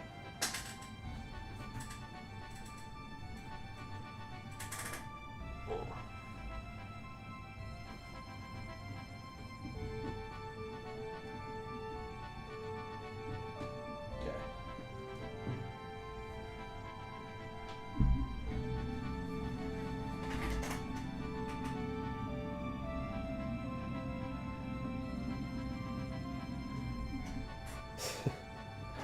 My one of my cables underneath my movable desk came undone and my foot kept hitting it. I was like, what's going on down there?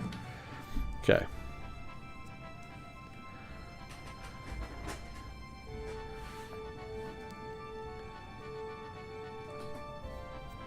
Gaijin Himoto. Missed a lot.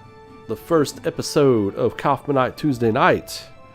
You missed us talking about Hamaguchi's comments over the past few days. You missed us talking about how great this game, Final Fantasy Tactics, is. And you missed us talking about how flat Resident Evil 9 Requiem's marketing has been so far.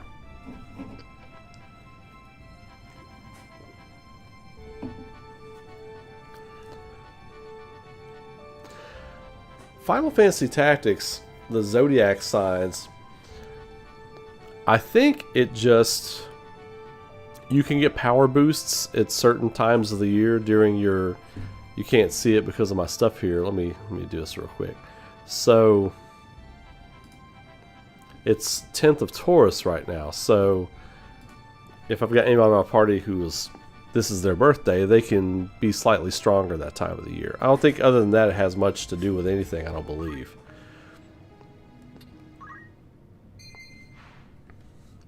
You can now accept errands from tavern masters. These requests made by citizenry require you to dispatch your allied units for a certain number of days, with the prospect of returning with a reward of gil, JP, valuable treasure, or even having discovered an ancient wonder lost to time. Put your units to use and reap the benefits. Welcome. Make yourself at home. Errands. Wayne's targeted. Bandits have appeared on the trade route between Dorter and Golund, and they only seem to be targeting our company's chocobo wains. Please deal with them before we suffer any more losses. Who are you sending? We'll send Alicia, Avian, and Lad for 13 days. Understood. You leave the rest. Anything else I can help? Of course. Rumors. In the wake of the king's demise, since the death of King Ondoria III, Queen Luveria's campaign to seize total control of the government has proceeded apace. All who oppose her, even members of the council, are mercilessly stripped of their rank. Even the Queen Mother, who had openly criticized the actions of her son's wife, was banished to Bunahan. never to return. Her fate is unknown, although some say she was poisoned. Duke Larg. The Duke Larg and Goltana. Dukes Larg and Goltana. Duke Larg, true-born brother of Queen Luveria, and Duke Goltana, cousin of the late king, are locked in a fierce potential political struggle for control of Ivalice. Both men hope to be appointed guardian of Prince Arenas, and thus gain the title and authority of regent. Although the queen supports Duke Larg, a goodly number of nobles and council members appear to back Duke Goltana, and there are rumors he may be officially appointed regent ere long. Widespread peasant revolt. Peasants riot throughout Duke Goltana's province of Zeltania.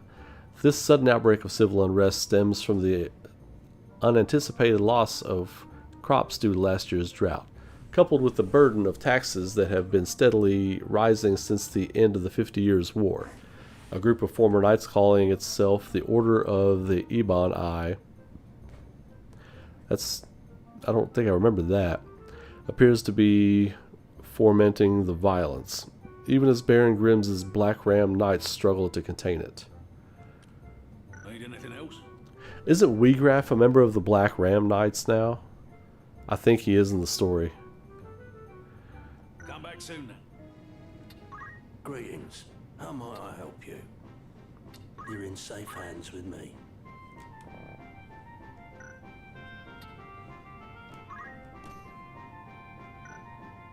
Will that be all? After all in particular?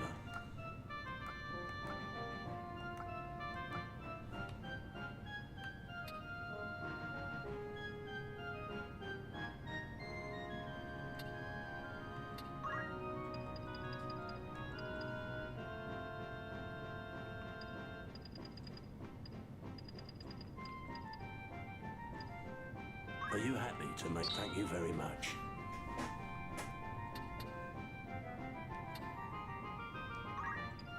Are you happy? Thank you for your come. May I help with aught else? Good choice.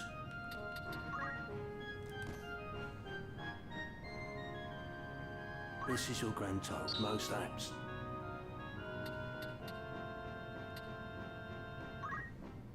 May I come back? Okay.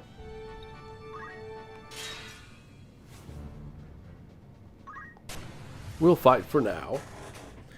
Yes, we shall fight. The siege wield.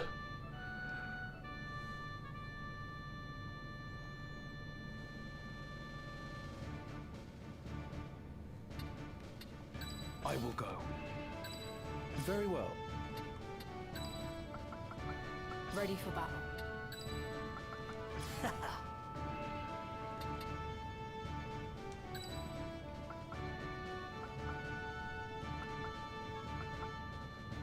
Understood.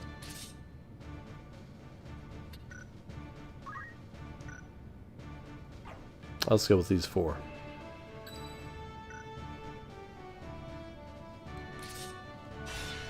At the ready.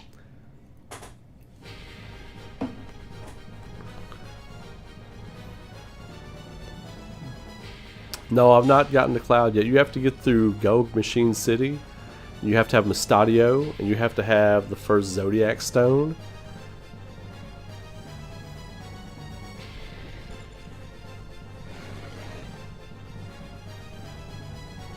I must concentrate.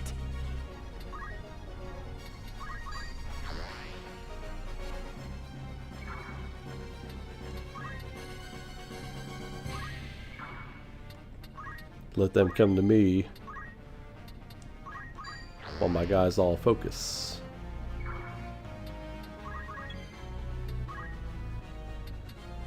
Shit. Shit. She can't do anything right now. I need to put fundamentals back on her. That's better.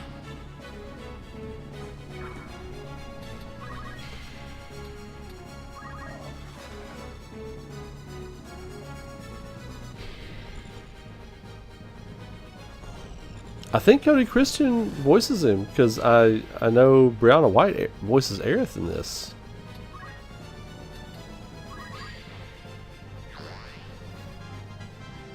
This is just the start.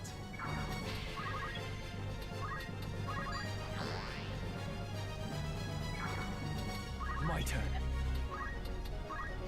No turning back. He should be able to master Squire now.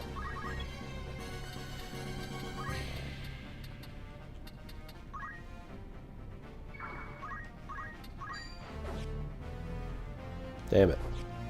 Evaded. Yes. Good job, girl.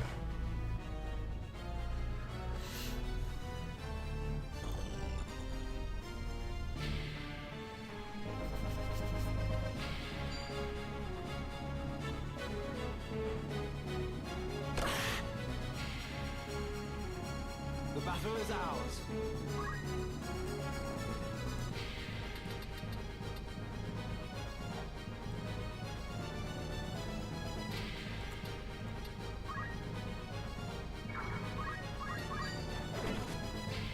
There you go, boy.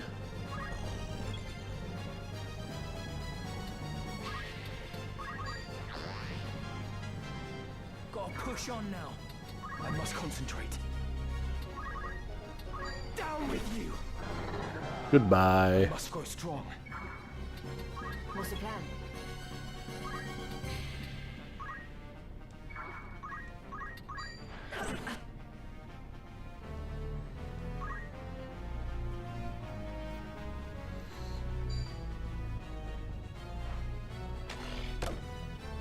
Shield parry.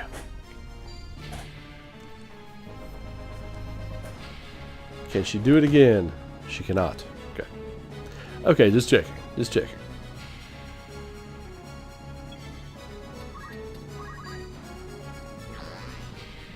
God, I love this game so much.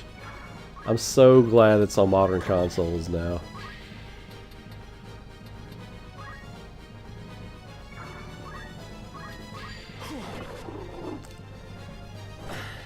Bitch.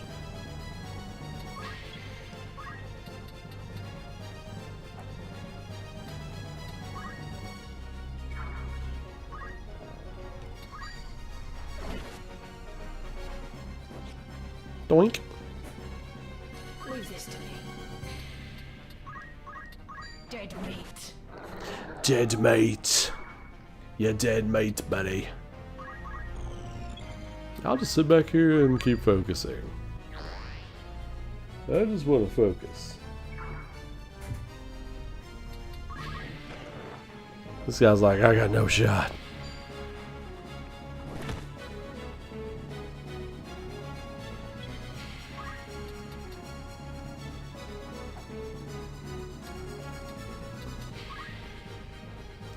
You done, son? You done, son? Get that money.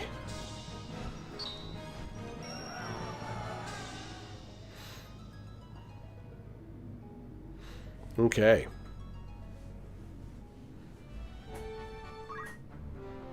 Right.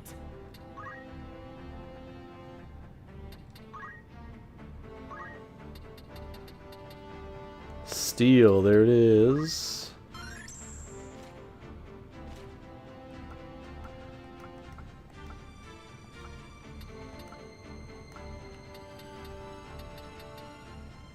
There's another mystery one.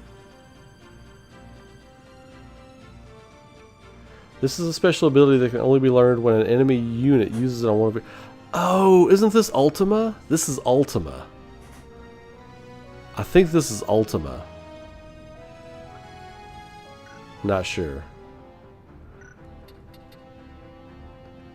Alright, let's learn abilities.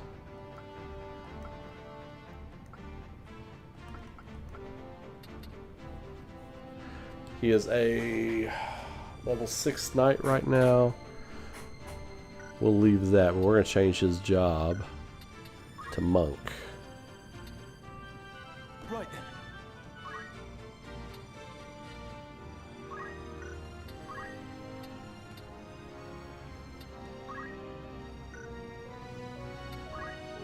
JP boost.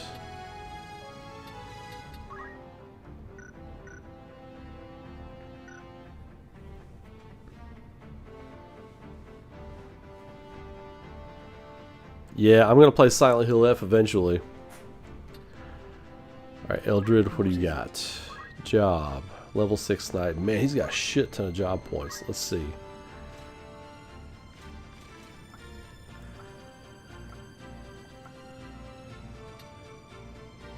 See, he's sitting at 1277, so he can knock. Okay, so what we'll do, he's got parry learned. Let's just go down the list here.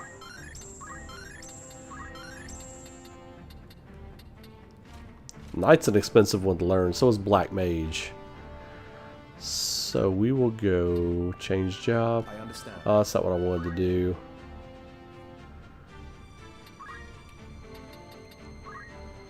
Our abilities. Okay.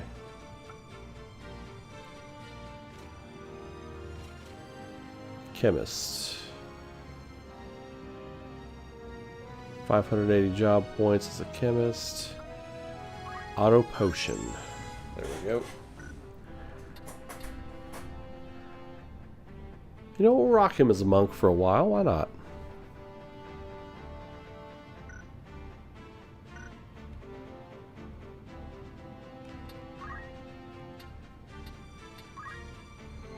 Auto potion. Fundamentals equipped, JP boost and movement +1. Yes, sir. Okay.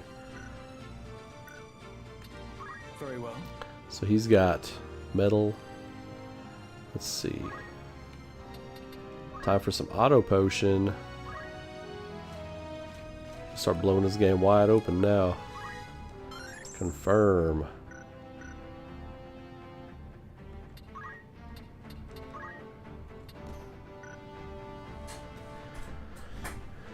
Okay. Eric. Is that a creepy, huh? Learn abilities. So he's got...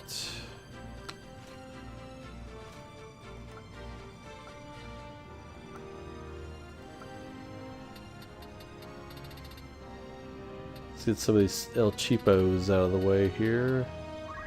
Well, cheapish.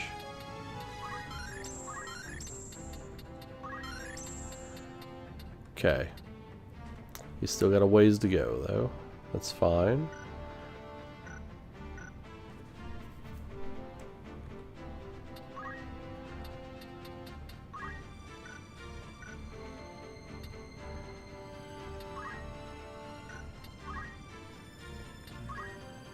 Can he learn movement +1? No, he cannot right now.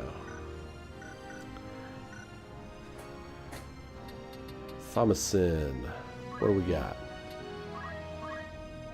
Learn abilities. 900 job points.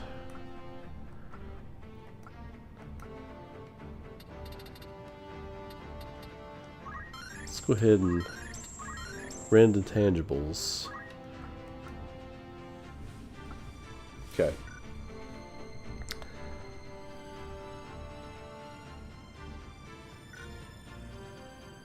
Keep her as a knight for now.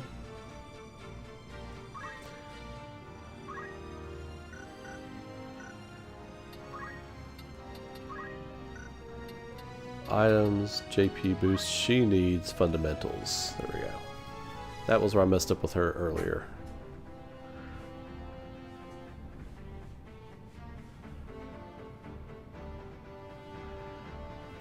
No, Cloud's not in an endgame dungeon. He is... You can get him in Chapter 3, I think. I think it's around the beginning of Chapter 3. There's a certain time when you have to get him. You have to get Worker 8 first, the robot. You have to go back to Galg Machine City with the first Zodiac Stone that you get in Chapter 3.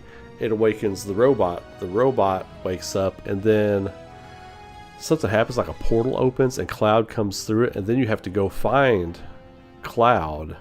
We have to find his Buster Sword, because he can't use his limit breaks without his Buster Sword or something like that. So But yeah, no, it's not an end game. You get in midway through the game.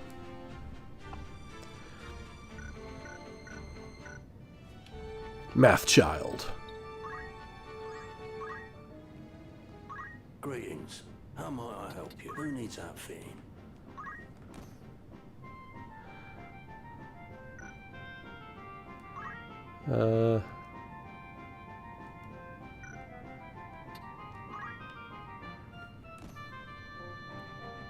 Mithril. 7 HP is not worth 1500 gold. I will not do that. May I become back? Okay, none of that's necessary right now. Might want to buy some more potions though. Let's see. Looking for all inputs by all means. How many do we got? We've got 10. Yeah, we need potions. Because everybody's going to be auto-potioning now. Are you happy to make thank you for your custom? Will that become back? Okay.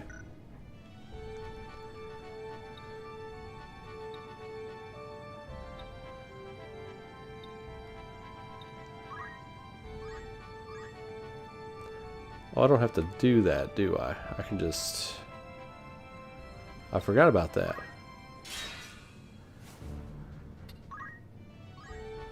I can just choose to fight here. There we go. I love that.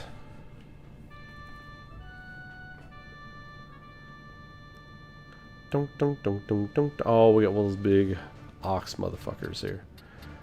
Okay, we've got... Oh, damn. We got a fight on our hands here, y'all. Wherever I'm needed. I am ready. Just try and stop me.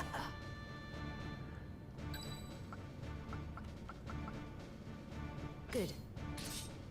Good. Okay. To battle.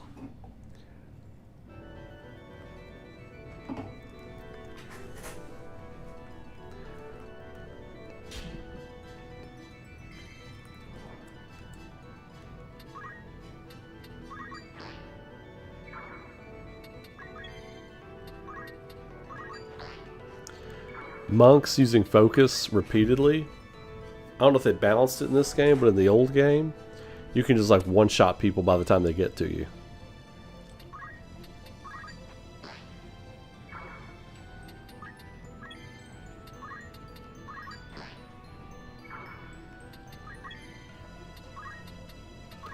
Oh good, she at least has focus. There we go.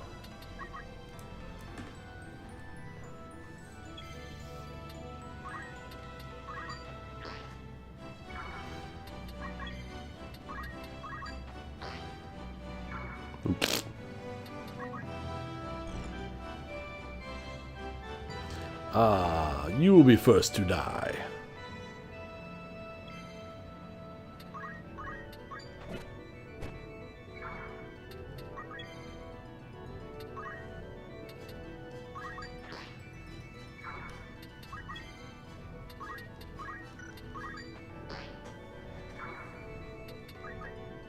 Man, the fast forward button is like so clutch in this game.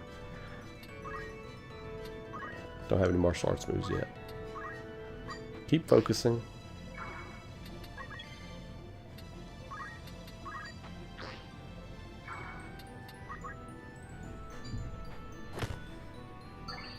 You will be next to die.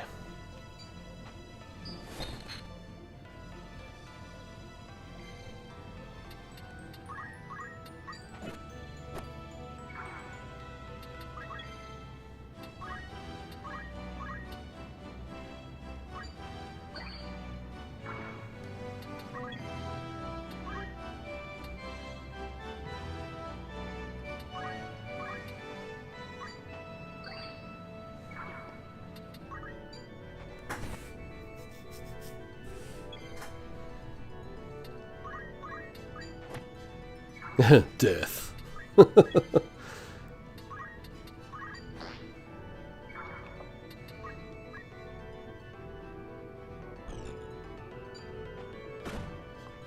Shake off. Auto potion. It matters not. Auto potion. It matters not.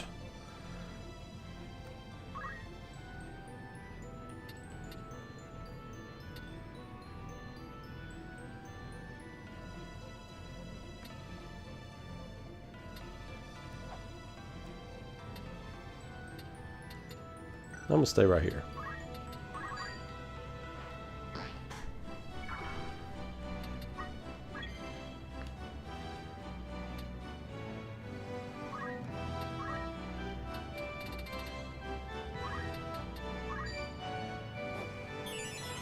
Goodbye.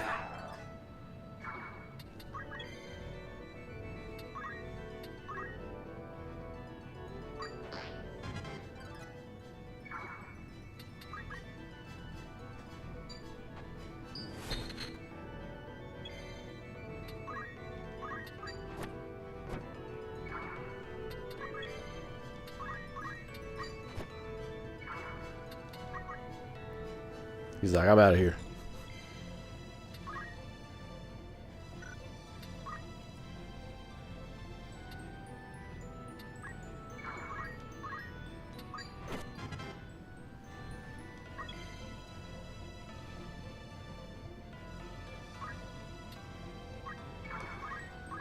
Think a guy can heal people? He can start some shit? Ugh. Ugh.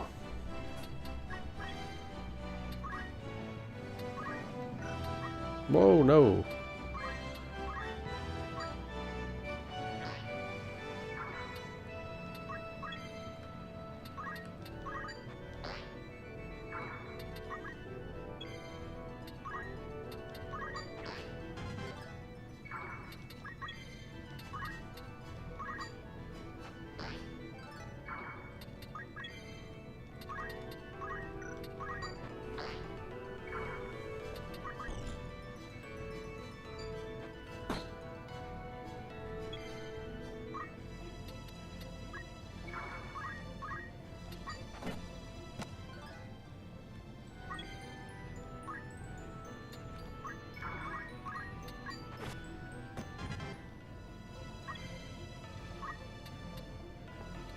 Oh, I'm sorry.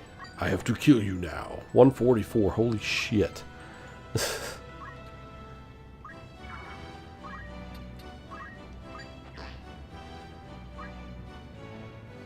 Don't do it, buddy. Don't be a hero.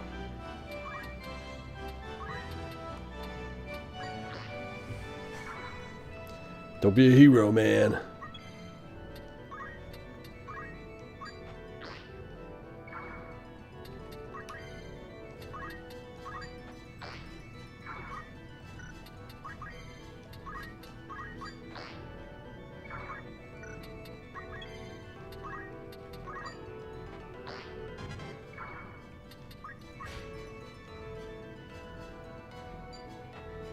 Like, you want this, don't you? Well, too bad.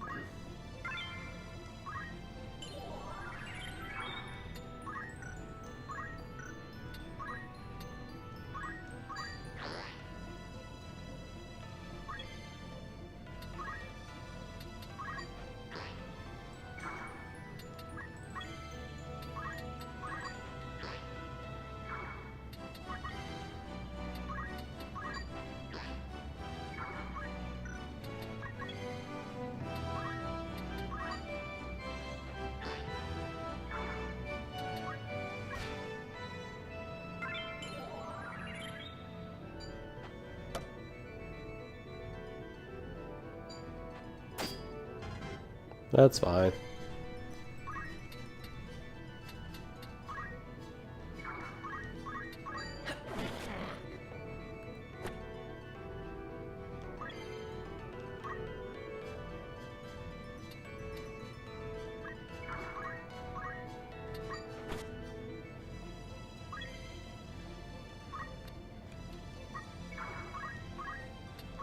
Fall! 160. Crack. He like smashed all of his vertebrae. Should be able to get quite a few monk moves after that. That would be cool. Yeah, the War of the Lions had a lot of characters you could unlock. Had Balthier from Final Fantasy 12. Had a bunch of characters. Right.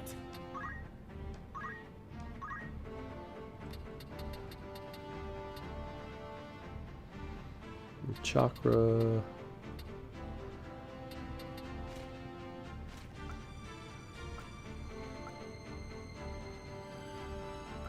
Let's go with Aura Blast.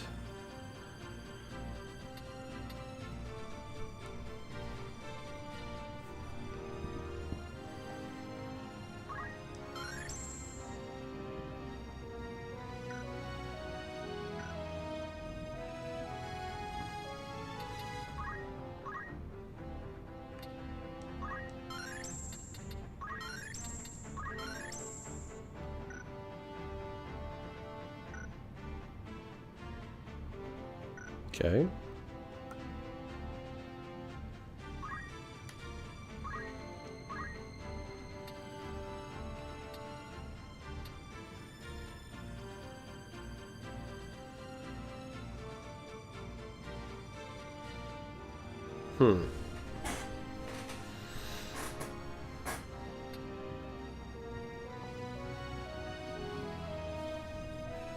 Oh yeah, okay.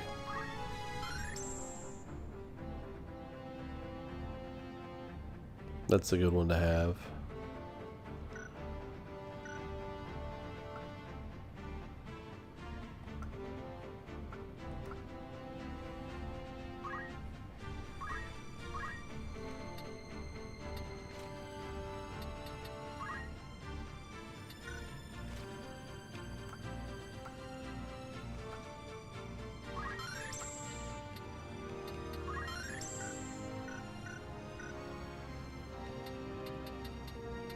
All right then.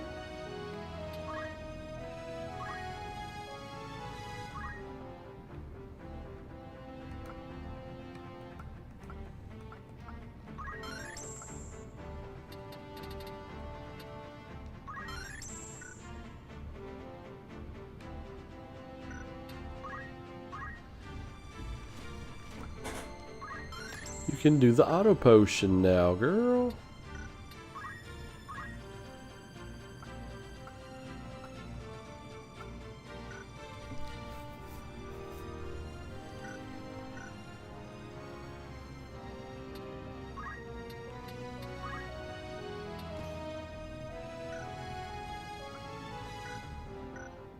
Beautiful.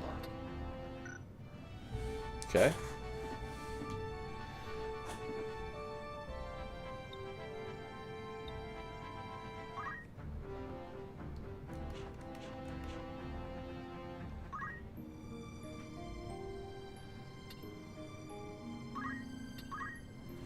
Oh yeah.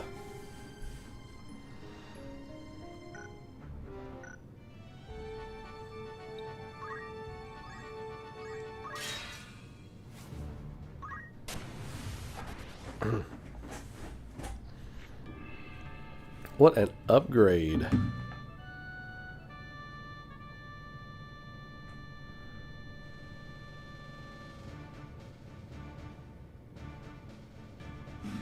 Dun, dun, dun, dun. October 1st. It is October 1st. For those that don't know, October 31st is my birthday.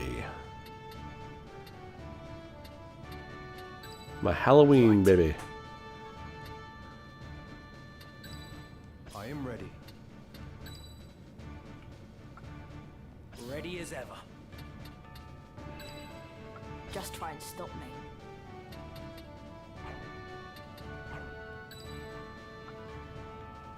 Understood.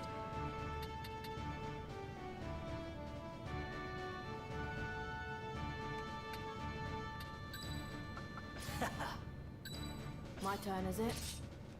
There we go. No turning back.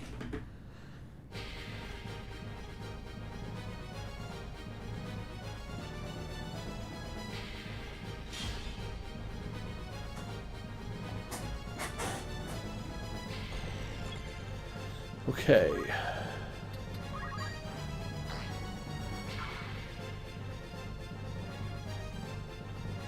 The future's about the same as it was.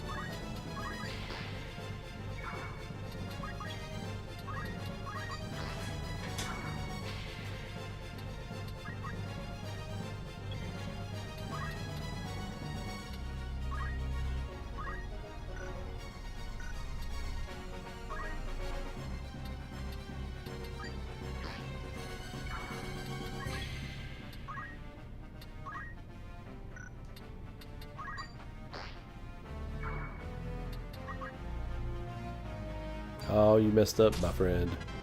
You messed up, my friend.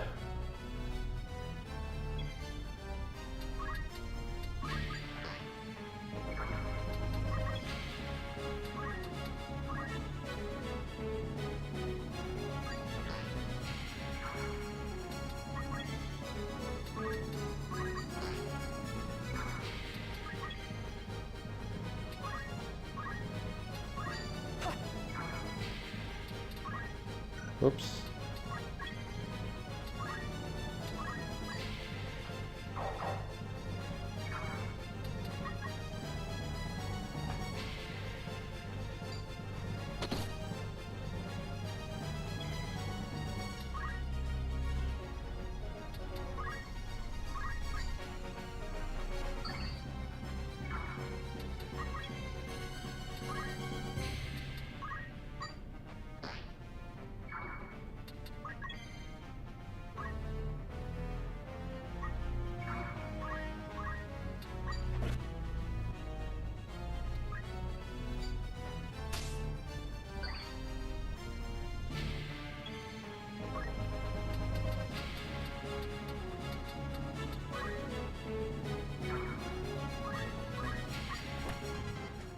Dude.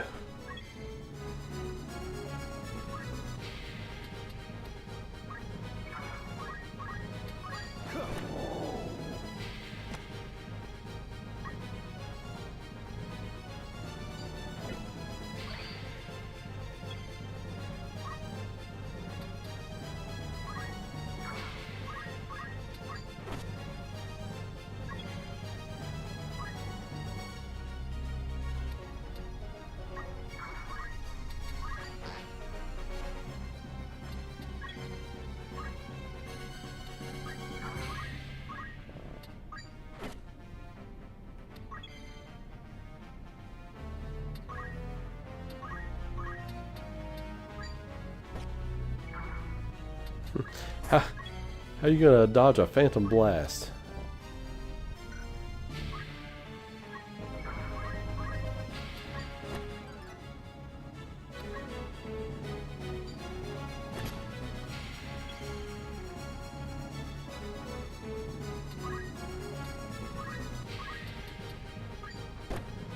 There we go.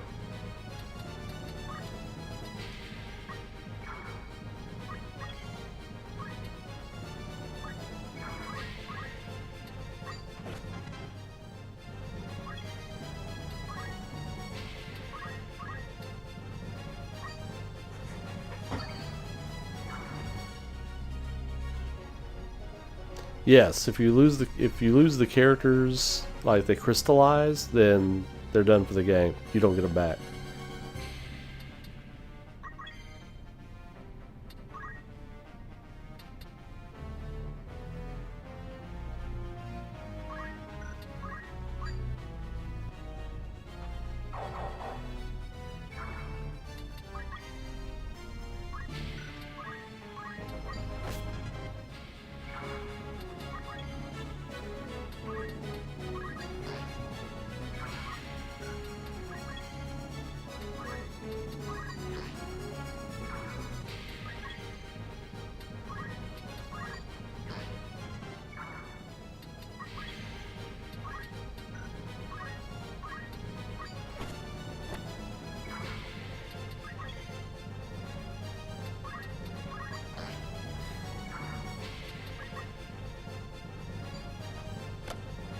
bitch.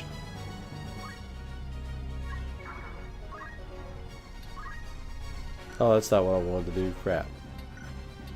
Reset move. We'll go here.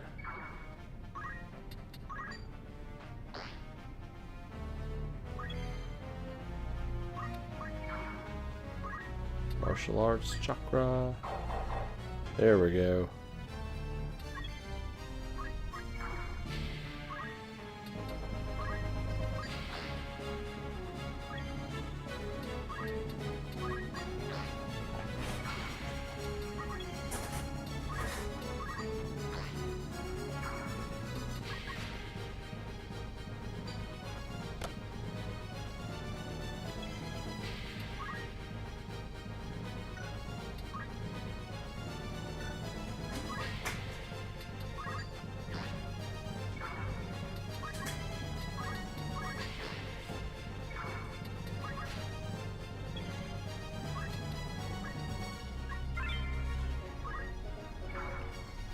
Vial of Ether.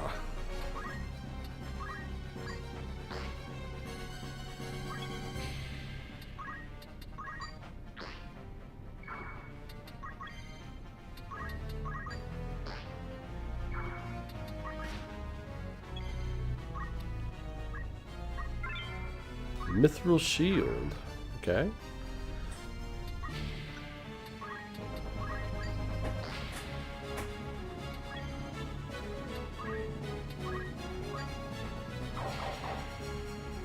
Chong chong chong.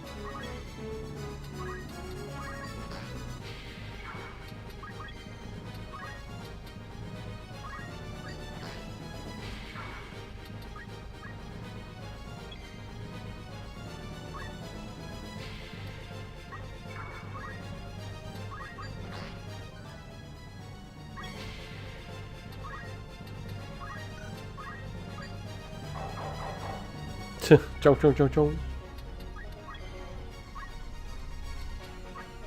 Night night. 210. Blah.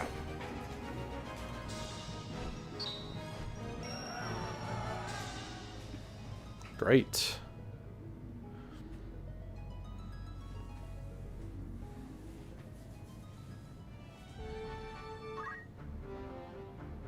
Right.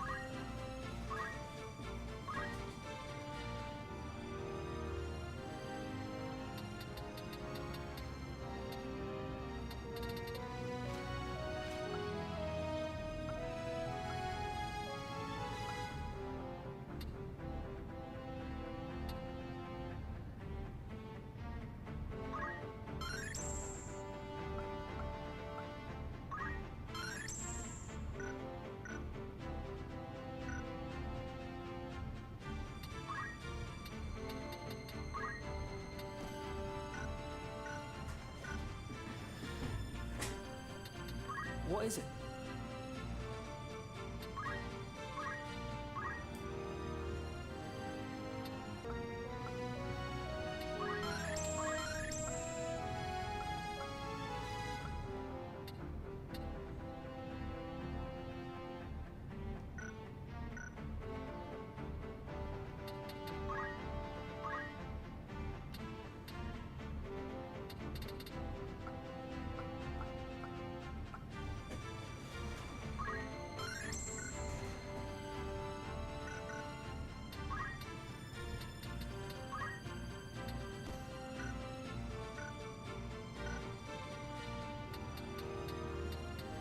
Good to see you.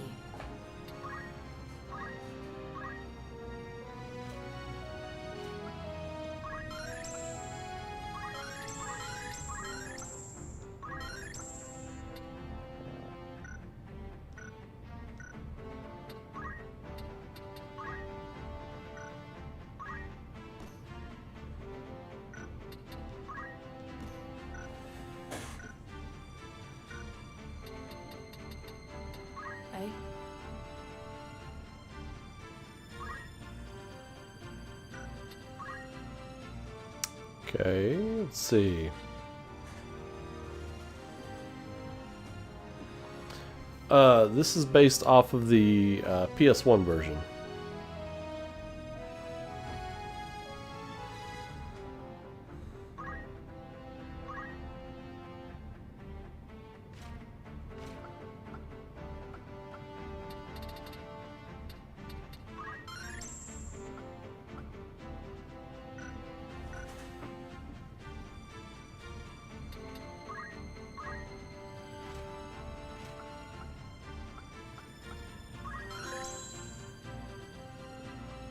Mastered.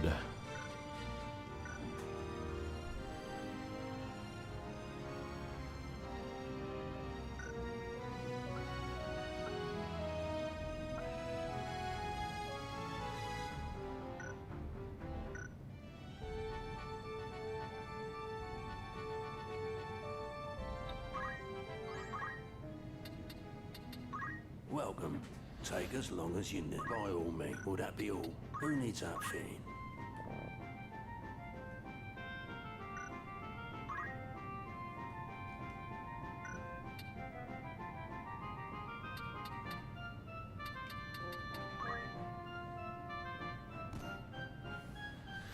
Ooh, that's a pretty penny. How much does everything go up? Let's see. Ooh, quite a bit. This is your grand total. You won't Worth be it. disappointed.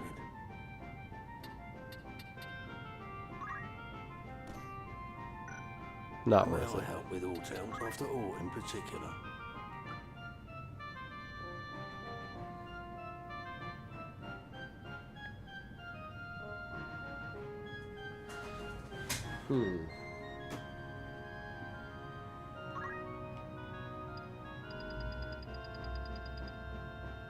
Are you happy to? Thank you very much.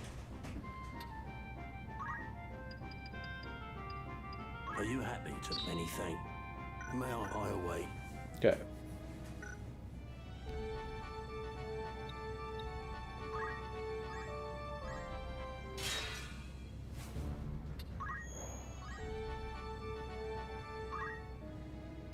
Good day to you. What'll it be? Want to earn some gil? You've some news from an errand. No doubt you'll want to hear the report. Right then. Tell us how it went. Our deeds will be spoken of for many moons. Oh, this is narrated too. I didn't even think about that. This is voice acted now too. Bacchus Winery's most popular product is Bacchus Liqueur, an incredibly sweet drink made from Bacchus seeds. This fragrant cargo was apparently the reason for the attacks on the company's wains. What was thought to be the work of bandits was actually that of monsters drawn to the sweet aroma. We soon vanquished the creatures, ensuring all evolutions could again partake of Bacchus' I blessing. dare say you share our joy at such a wondrous achievement. I'd consider that a job well done. 14,377 gil. Wow. Will that be all? Thank you and farewell. Wonderful.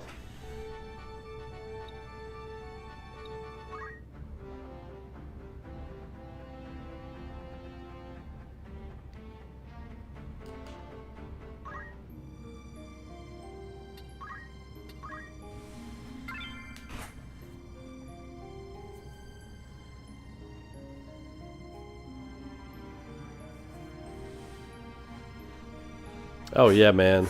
Like, I put so many hours on this original game. And the PSP version as well.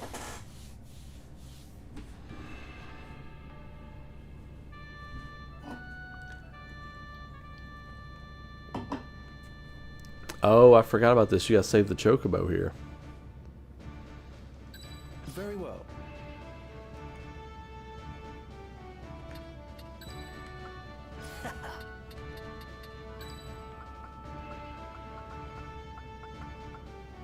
Just try and stop me. It's time. Oh.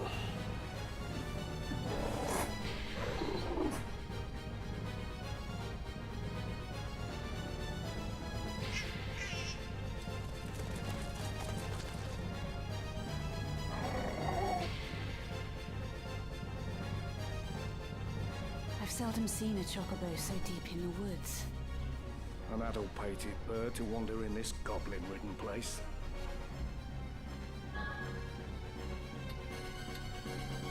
Delita once mentioned that wild chocobos were hardier than domesticated breeds.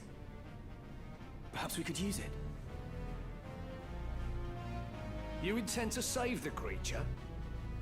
I'd rather line my purse with gil than feathers. You asshole. Still, it may help us save the princess.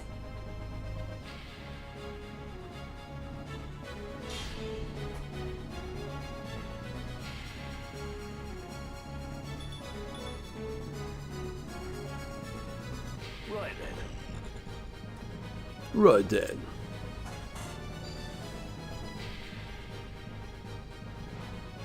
Fall!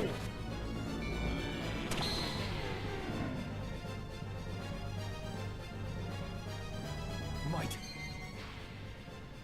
If a unit stops on a tile containing a chocobo, be it an ally or special unit, that unit can ride the chocobo until the around the battlefield. Chocobo with a rider suffers no damage and provides considerable extra mobility to the riding unit, both of which may be used to your advantage. Oh yeah, nice.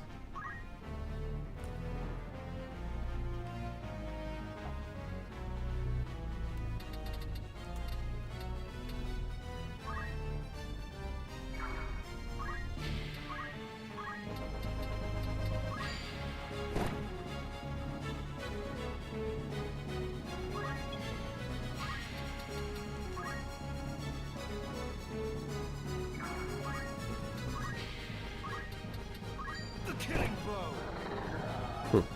One down.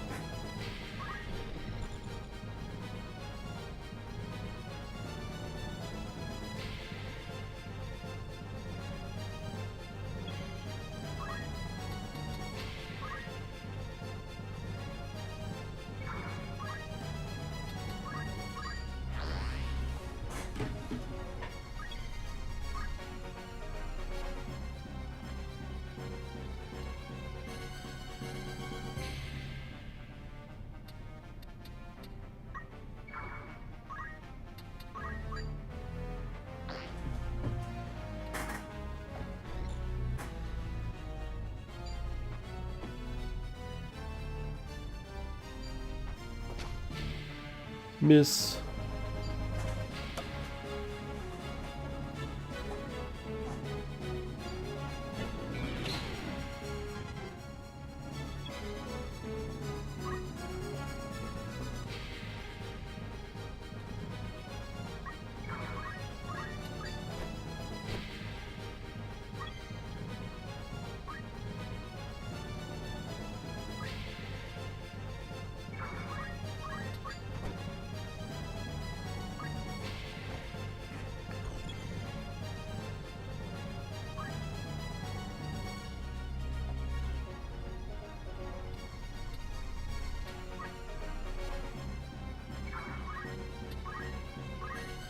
Just out of range.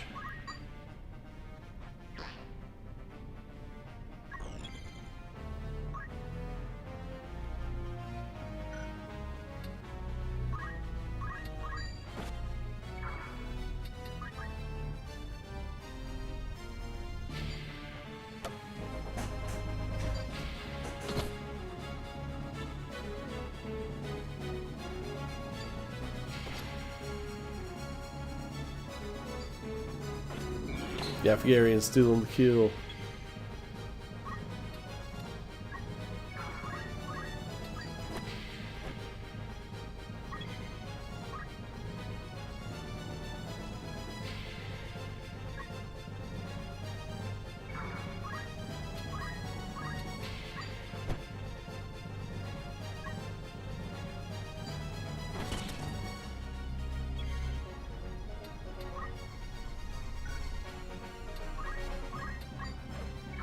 Oh, missed. That's a big whiff.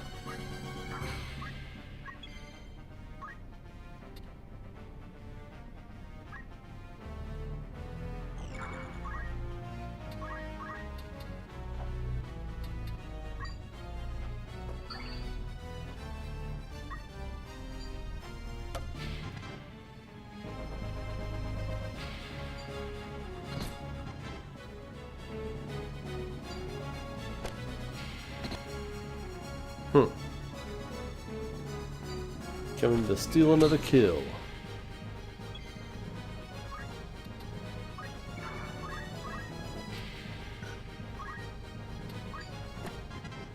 There we go. It seems well enough.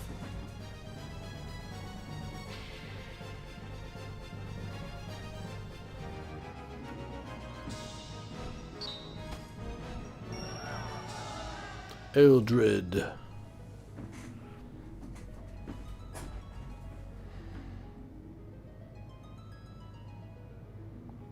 Yeah, whoever does their casting for them does a hell of a job.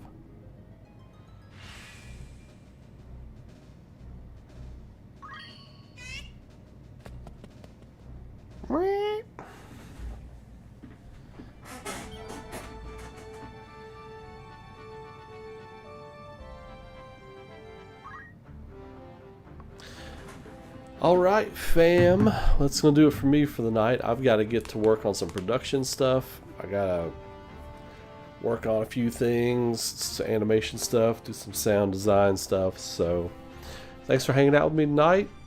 Hope you all enjoyed hanging out for the first COFFMANITE Tuesday night. That was a good time. We'll do it every Tuesday night at 10 p.m. Eastern Standard Time.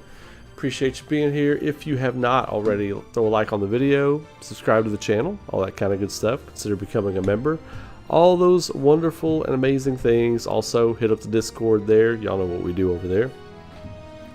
And until next time, you all have a great night. Be safe, be good to each other.